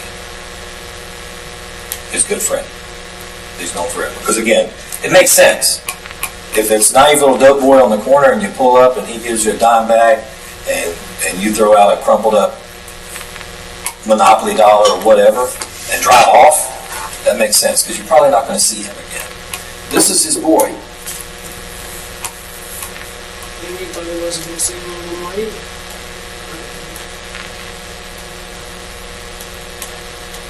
Or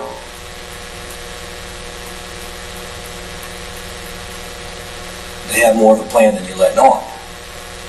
And that's part of what you're holding on to that makes this not make sense. I don't know. Again, it's your ship, you're on. But the telling the truth time started, should have been down here. Remember I told you this could take 15, 20 minutes if you're coming here and you're honest? Well, the reason it's taking this long is because of this problem with details and stuff that doesn't make sense, that we need it to make sense today.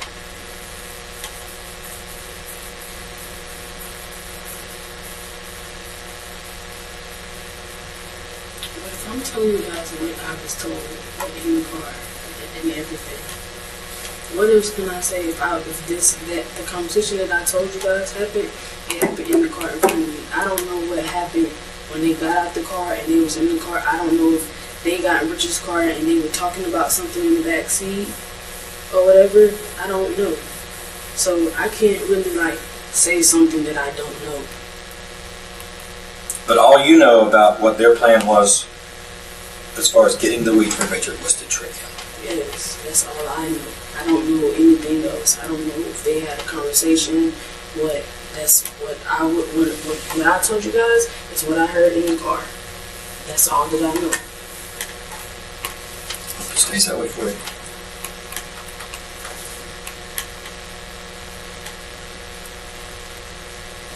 Because again, I told you in the beginning, we're going to jump up and down, yell and scream. You're going to tell your story and it's either could be true or false. And we've told a lot of false stuff that we've had to work through from Jump Street. I mean, don't you think it would have made sense that very first night you come in here to say, I drove him over there and Patrick and Cameron got out of the car and then Patrick came back and they said that Patrick shot somebody and I dropped him off right here. And hell, we could have maybe gone over there and got him that night. Does that make sense? Mm-hmm. That didn't happen. Even after that time of being able to do the right thing, when Patrick came to your house, and you knew what time it was, you could have called the police and said, hey, that dude that shot somebody 3 or 4 days ago is at my house right now. Did you do that? Let him leave. Then we came back to talk to you, and you still lied. Come in here today and still lied.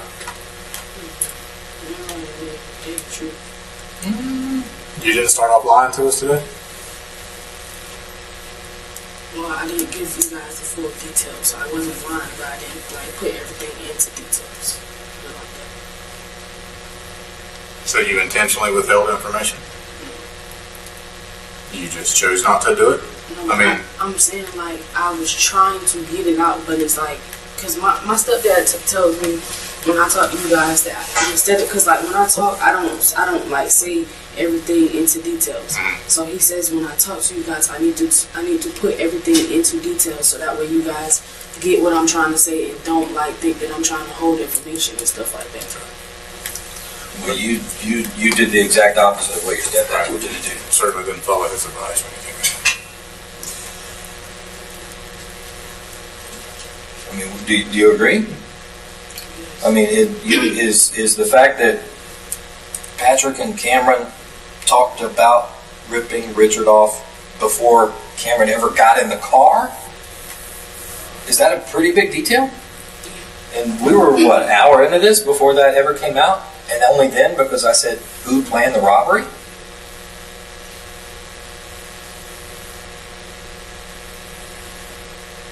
That's not... You know what? I forgot my shoe was untied during that time. That's a big deal. That's a big part of this. That didn't come out.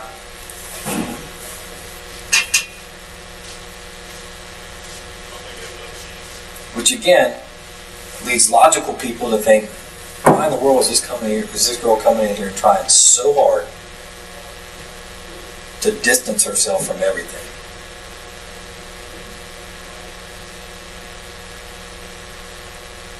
Because your story about Cameron and Patrick coming up with this, while convenient,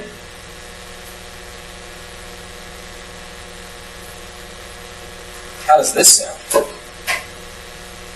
Cameron and Patrick don't really know each other that well, right? Mm-hmm. So if there's a go-between that could put together something like this, it's you.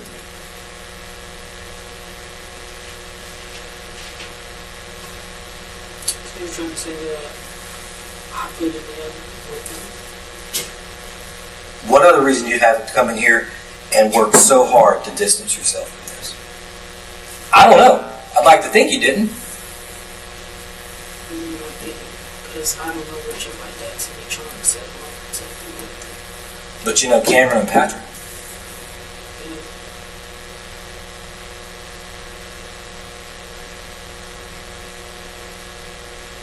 Much better than the two of them know each other. There had to be something that brought them together to the point that they felt like they could get together and go rip somebody off.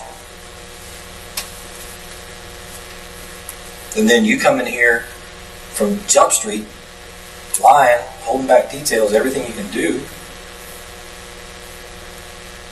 Again, look at it logically. Put yourself back in that jury seat.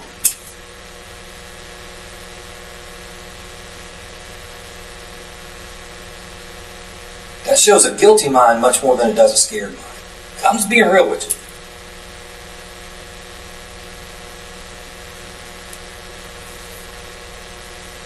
We weren't there.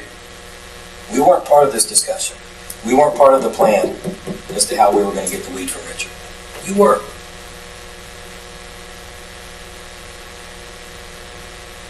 So we need to know the whole plan, not, I guess they were going to give him something to make him think that they were paying him and it was all going to be hunky-dory.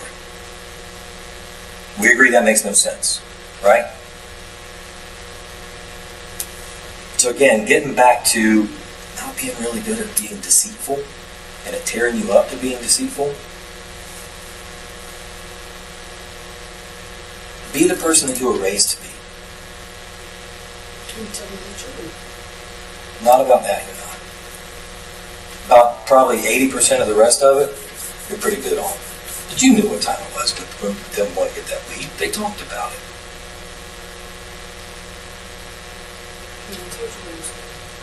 You told us some of it.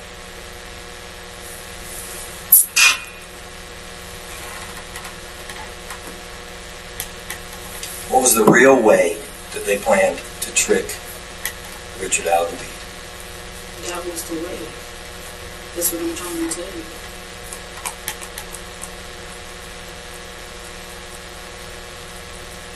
To give him a Jamaican 50.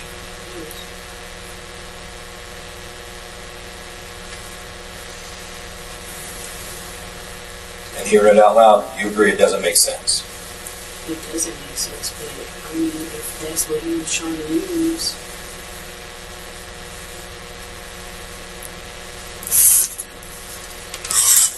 Why was Cam so hell bent on getting weed that day? Does he smoke that much, or is he that addicted to it that he was willing to do that to us? Kim, I don't want to say he addicted to it, but he does smoke a lot. He smokes a lot. So that's why I would think that he would be calling Richard like so much, because he smokes a lot. So it's like he probably didn't smoke that whole day. He wanted to smoke. Out of, would you say he smokes every day? Or almost every day? Yeah, about every day. About every day? Multiple times a day, or? When we've been with each other, sometimes it's multiple times a day, but like sometimes it might just be like once a day. Okay. And everything that you did that day, you did by your own free will, right? You were a willing participant. You went along with them because, and I don't want to put words in your mouth, but what's the reason that you went along with everything that had happened that day? What were you going to gain from it? They said they was going to smoke with me. Okay. So you get something. So you were going to get a little bit of the weed, right? Okay. So there was nothing that you did that day that you did not want to do, right? Everything you did voluntarily, and you did on your own free will. Because ultimately, you being in physical control of the vehicle, at any given point, you could have said, you know what? I'm out. But you didn't, right? And back to where, like we talked about earlier, you know, unfortunately, we can't go back. We can't hit rewind and go back and just erase and take all this stuff away. What's happened's happened, right? So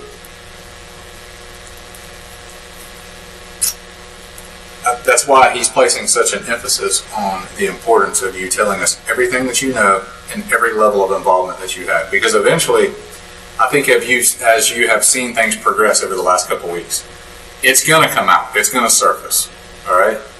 And don't you think that if there's anything else that is left hanging out there in terms of details of what happened, what was discussed, specifically how they were going to trick him out of that weed, I think you've learned today that we already know a lot more about what you thought we probably already knew. Would you agree with that? Okay, so you didn't think we knew as much as we knew. No, I know you guys know. Okay. Because you talked to Cam, right? And Cam told you. Well, Cam told me that y'all spoke to him, so. Okay. But would you also agree that if the roles were reversed right here, okay, and you were sitting in one of these chairs, and he or I was sitting in your chair, knowing what we know about the previous conversations that we've had with you, knowing that you have intentionally lied and withheld information, correct? Would you believe everything that person sitting in that chair was saying right now? Kind of. Really? Even though you just said a few minutes ago that what he was explaining to you didn't make sense. I'm not trying to put words in your mouth. I'm not trying to trick you. I just want you to understand how important today is. Okay? Today is it for you. Last chance. He's already explained to you significant consequences for intentionally lying or withholding information during a homicide investigation. That's not a threat. It's not a trick. Anything like that. It's a fact. Okay? And we want to make sure that you clearly understand that. And that you clearly understand that if we are able to prove anything other than what you're telling us, then there could be some pretty serious consequences for you. Okay? You're a young person who has a lot of life ahead of you. Don't screw it up for something ridiculous and foolish and stupid that somebody else did. Did you kill Richard? Huh? No. Okay. Who killed? Did you know they were going to kill Richard? Then you got no reason to lie.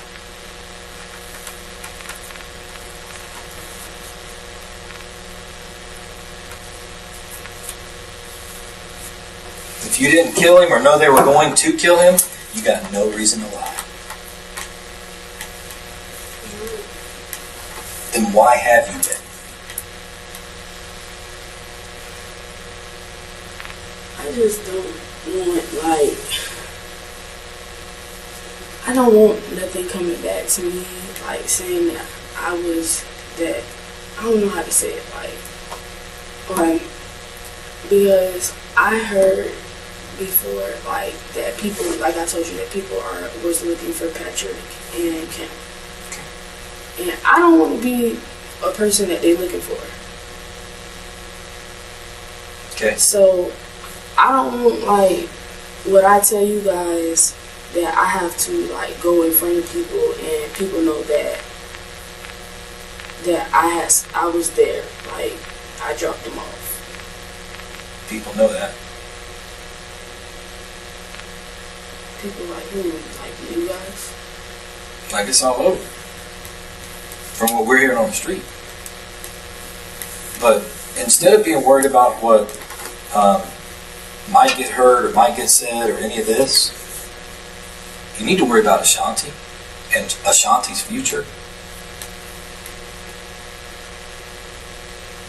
Because again, you're on this boat that is sinking fast. And just by the way you leaned up on the table and took that deep breath and said, I just want, you know what that tells us? That all this time that we've been sitting here going back and forth on exactly what was said about what they were going to do, and you've been given this bullshit song and dance about what was said and what they were going to do, you knew what they were going to do. I told you guys what I knew they were going to do. You knew they weren't going in there to trick him. They were. So now we're going right back where we were. And they probably were trying to scare him as well. Scare him how? I guess Patrick was going to use the gun at him. And now we're back to I guess again. This is not a matter of guessing. This, again, you, Patrick, and Cameron were together for hours leading up to this. Hours. This wasn't pulling up to random weed dude on the corner saying, watch this, I'm gonna rip him for a dime bag. Together for hours. Drove all over freaking town to try to break into his car. And their plan was, I'm gonna give this person that I've known for years that I consider my brother a Jamaican $50 bill for 8 grams of weed and everything's gonna be okay.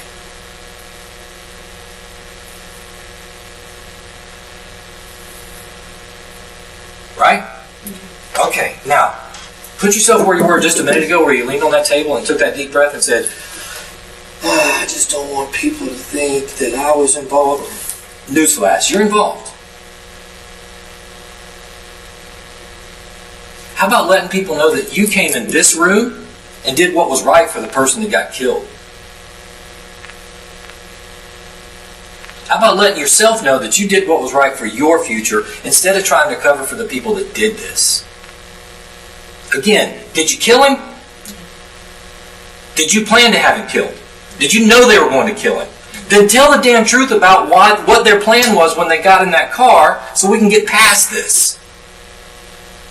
Because you do know. And it wasn't to trick him with a Jamaican $50 bill.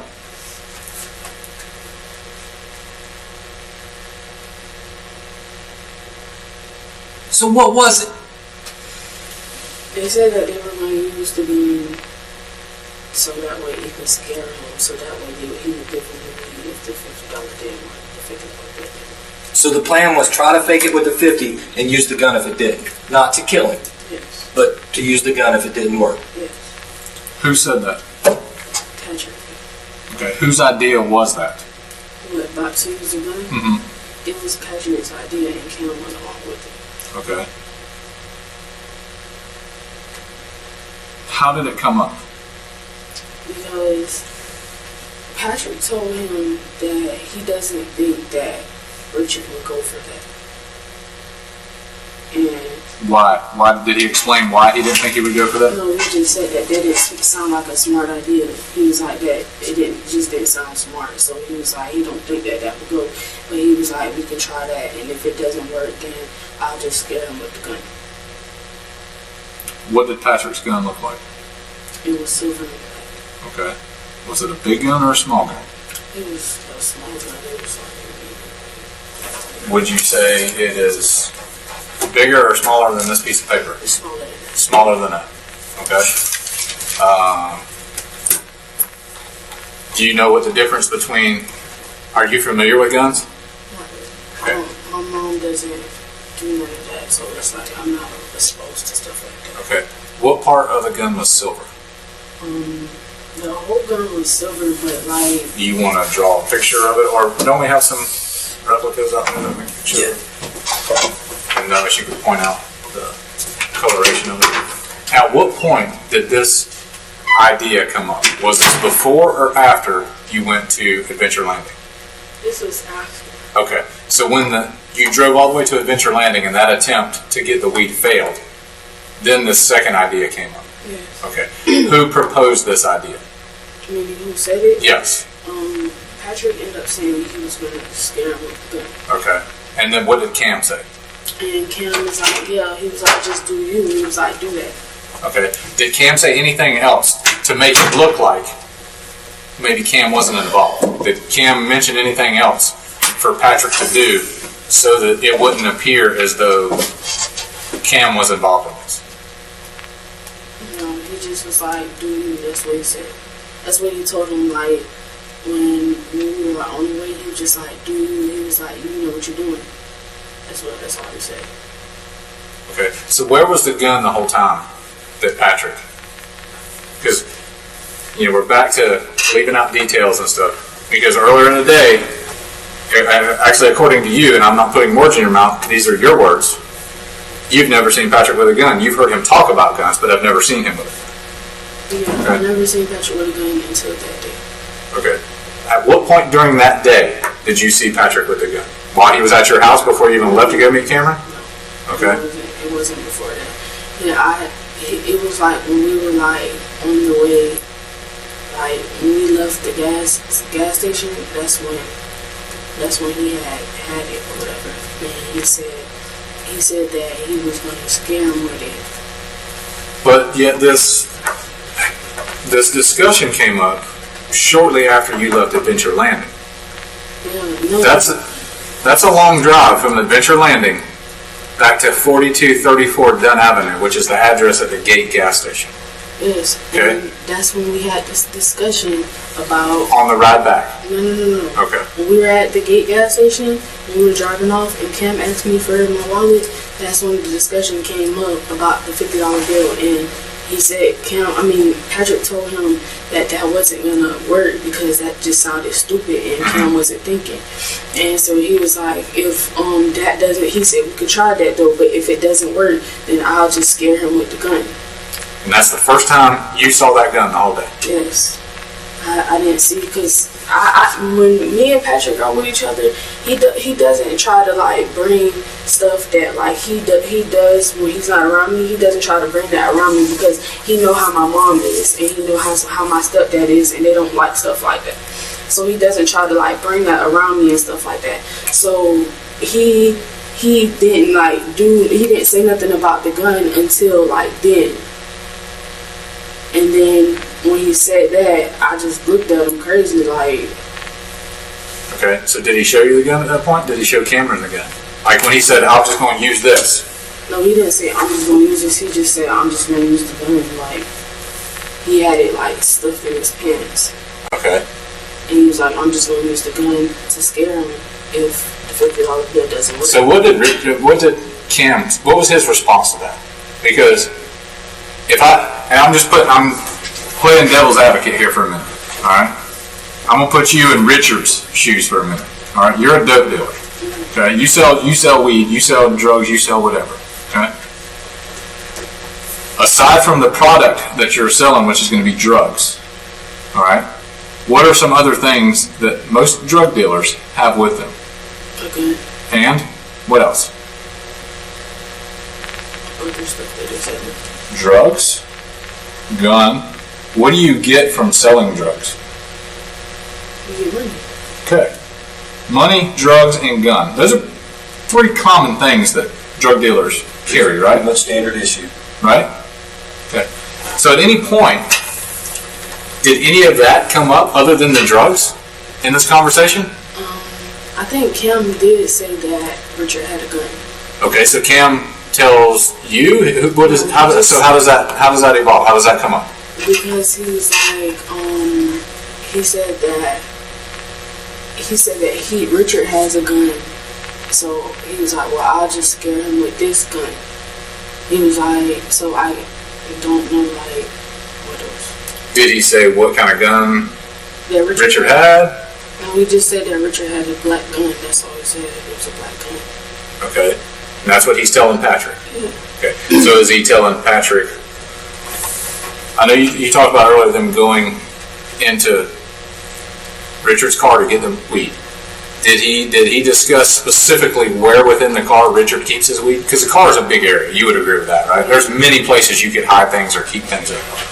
Did he say specifically where inside the car he keeps the weed? He said where, but I don't remember if he said it was in the glove compartment or if it was like where the armrest thing is. You know what I'm talking about? Mm-hmm. Yeah, I don't remember if it was like, because I know he said it was one of those places, but I don't remember if it was like which one it was. Okay. Did he say where Richard keeps his gun? He said Richard keeps his gun like under the seat. Okay, so he normally keeps his gun under the seat. Yeah. Under which seat? He said the passenger seat. He keeps it under the passenger seat? Yeah, like, I don't know, because that sounded stupid when he said it as well.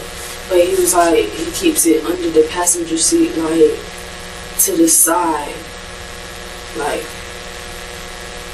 don't know. Okay, and he was describing this to you, or you and Patrick, or who was? Yeah, I was about to say, he was just saying it like to me and Patrick, like they were talking about it. Okay. And this is on your way from the gate gas station to CC's that they're talking about this. Okay. And did Cameron give Patrick any specific instructions of what to do or what not to do? Like, hey, be careful, don't do this, or do this, make sure you do this, make sure you don't do that. Nothing that you remember like that? Okay. When they came running back to your car and got in your car, how many guns were present? I think it was 2 guns. Okay. Not you think. This is your car. You're in control of this car. You're in control of the people that are in there. Who had the guns? Patrick. Okay. What guns did he have when he came back to your car? He had a black gun and then he had the silver gun that I seen before. Okay. Did he say, so when he left and got out of your car with Cameron at CC's to get into Richard's car, did he have more than one gun at that point? I seen one of the guns. I didn't see another gun, so I don't know if that was Richard's gun. Okay. So the second gun he came back with, which was a black gun. Yes. Big gun or small gun? It was like this size. Like that size. Okay, so semi-automatic, revolver. The gun that Richard had to begin with. Patrick, I'm sorry. Patrick, it was like this, but smaller. The one that was black and silver? Yeah. What part was black and what part was silver? This part was like black and this part was silver. Okay. And the gun that he came back with? Same style gun? Yeah. Where the bullets go in the bottom? Yeah, it was just like this, but black. Same size? Yeah. Okay. Because a minute ago you said it was like but smaller, so was it? No, I said the gun that he had before, the silver one, it was like this but smaller. Okay. And then the one that he came back with was this size. Was this same size, solid black like that? Yeah.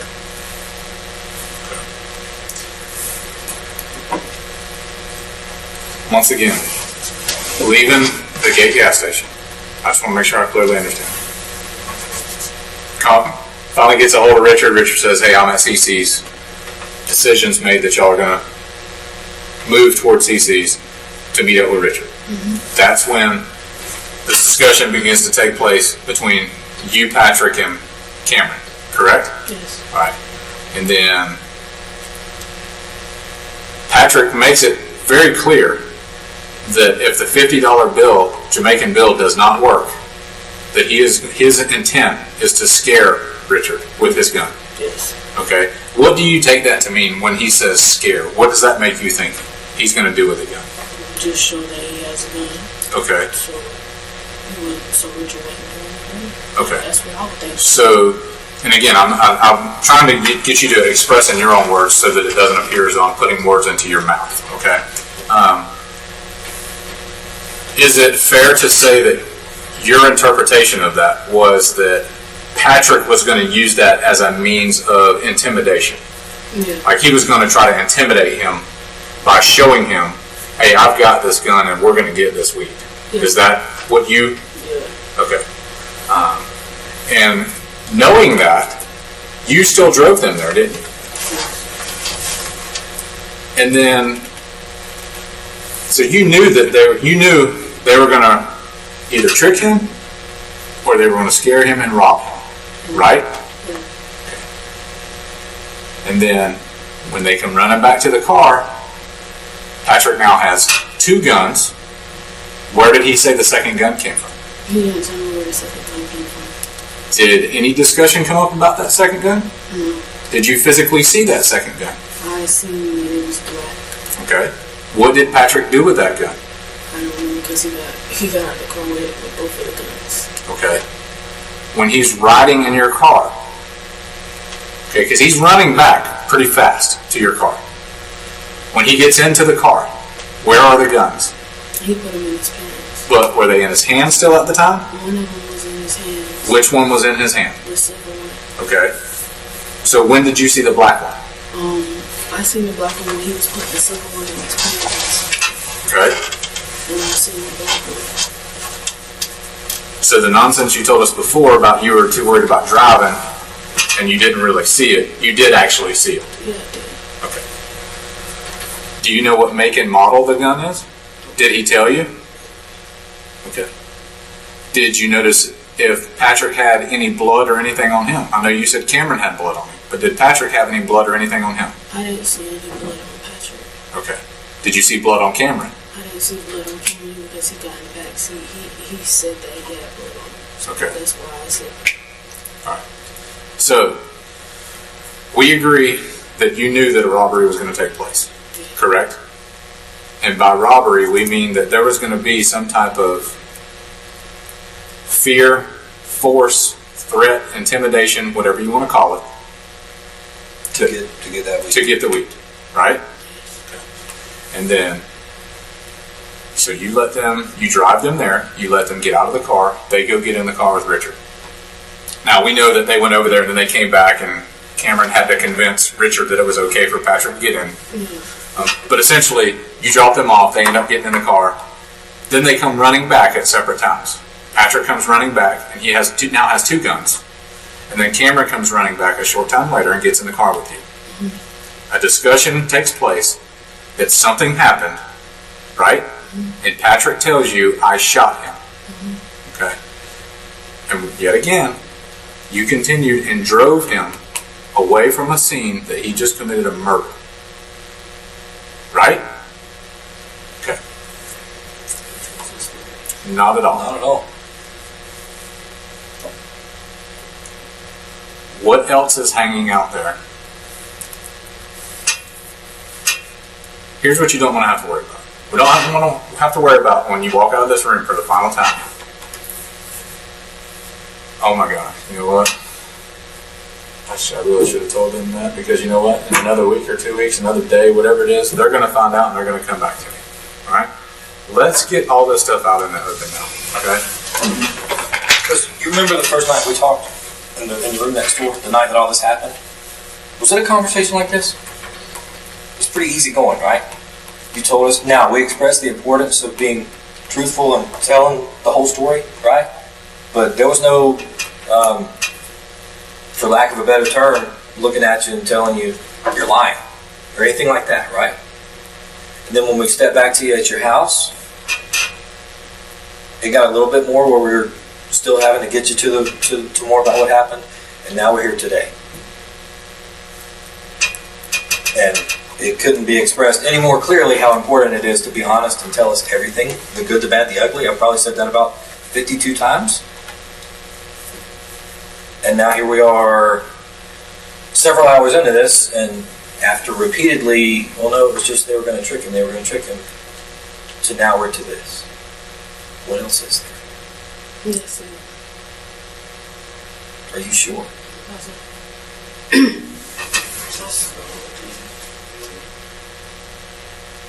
That's the only thing that I didn't say.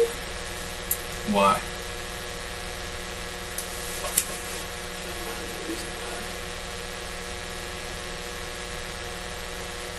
How much of this was your idea? None of it really. I mean, because I didn't come up with it. I just drove. But you went along with it. Yeah. Ask me how much of it was my idea. Yeah. How much of it was your idea? None of it. Exactly. I don't have to go with the really to emphasize none of it, which means Well, No. words are words and words are said for a reason. So, none of it really means some of it was. I'm saying really because I drove. So I did take part because I drove. That's what I'm saying. I'm not saying really because I came up with it. I didn't come up with nothing.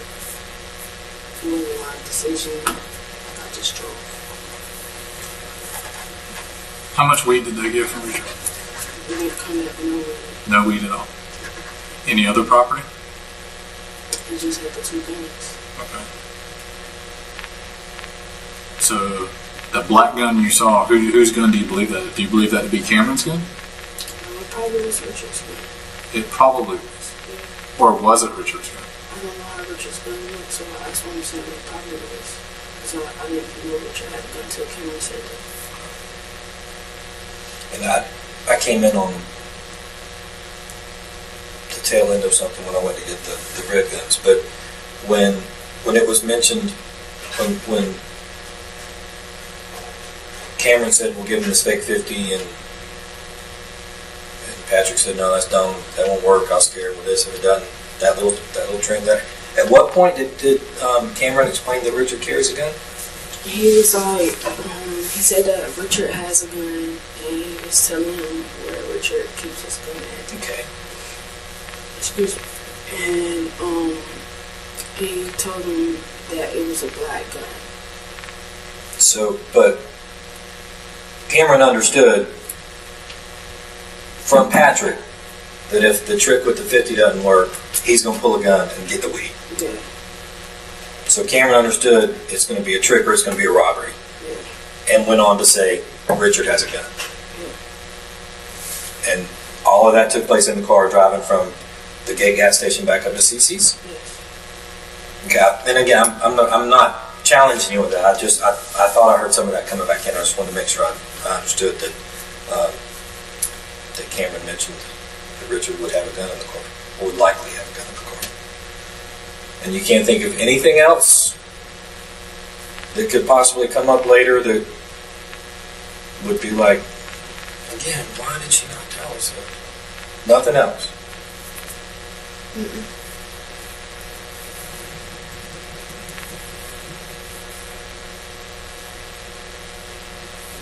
So, when we did this before we left the last time, stop me if I go off track anywhere. You and Patrick are at your house. Mm-hmm. Cameron calls. Mm-hmm. Everybody wants to get some weed. Nobody's got money. Cameron explains how him, did that really happen? Did Cameron explain how him and his cousin ripped off somebody? Okay. So Cameron explains that, and lo and behold, Cameron says, I know a dude that always has weed, talking about Richard. Right? Yeah.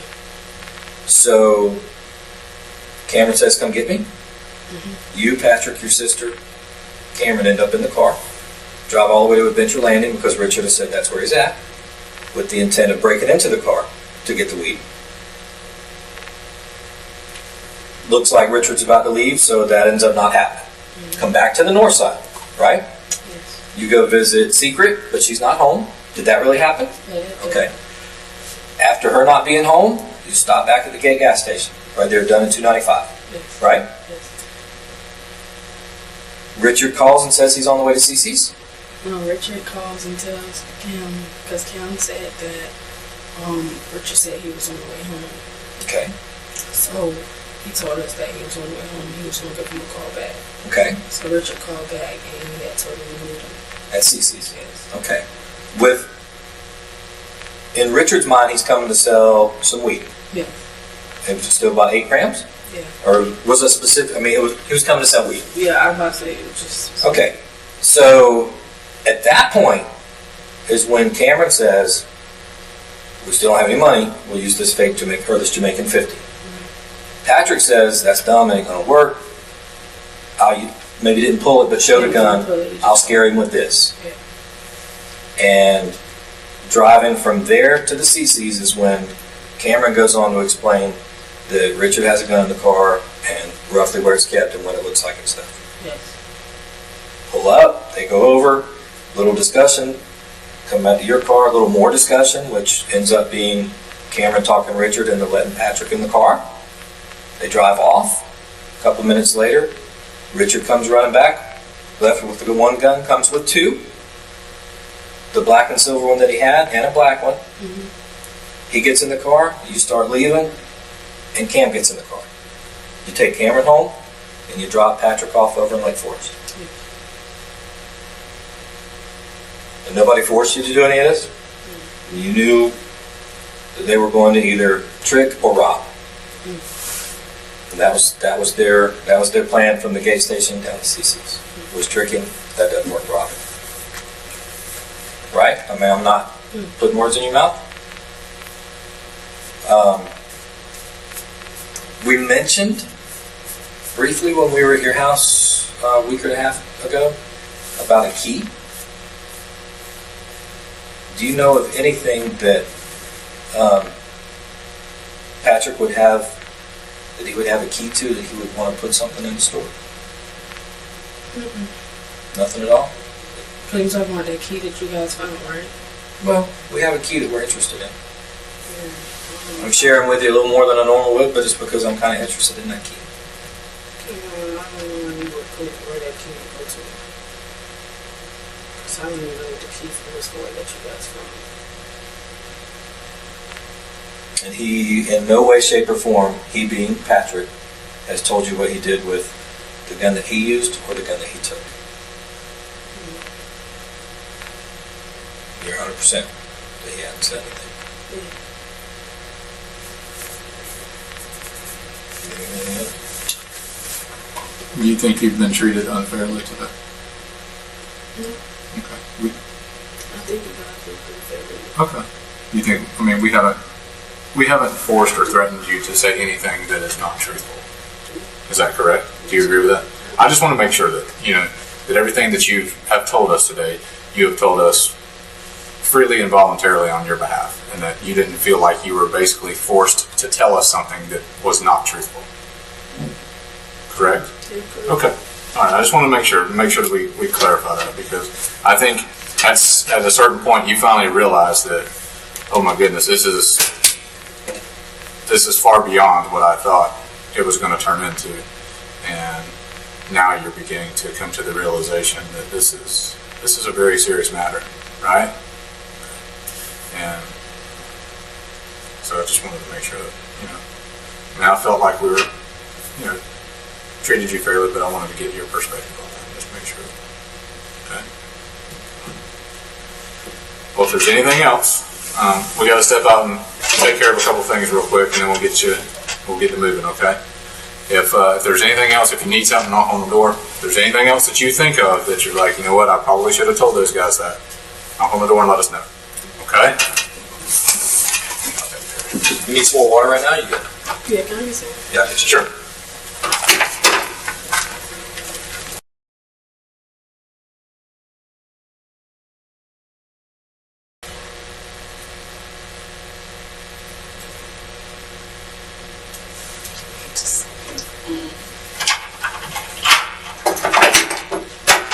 Alright, Ashanti, go ahead and stand up for me.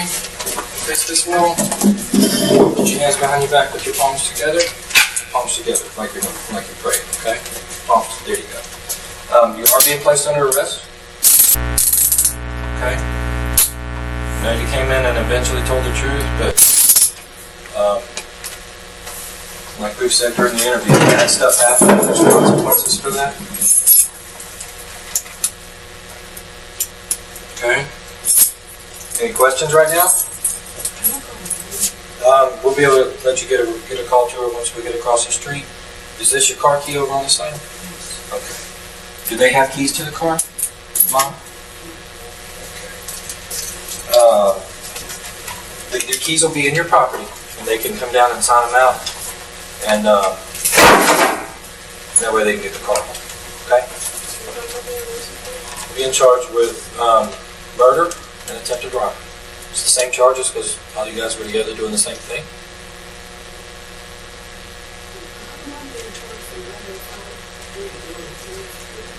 Well, because you guys were all part of the same incident and knew what was going on, and that was the outcome. Okay? Let's go ahead and walk over here.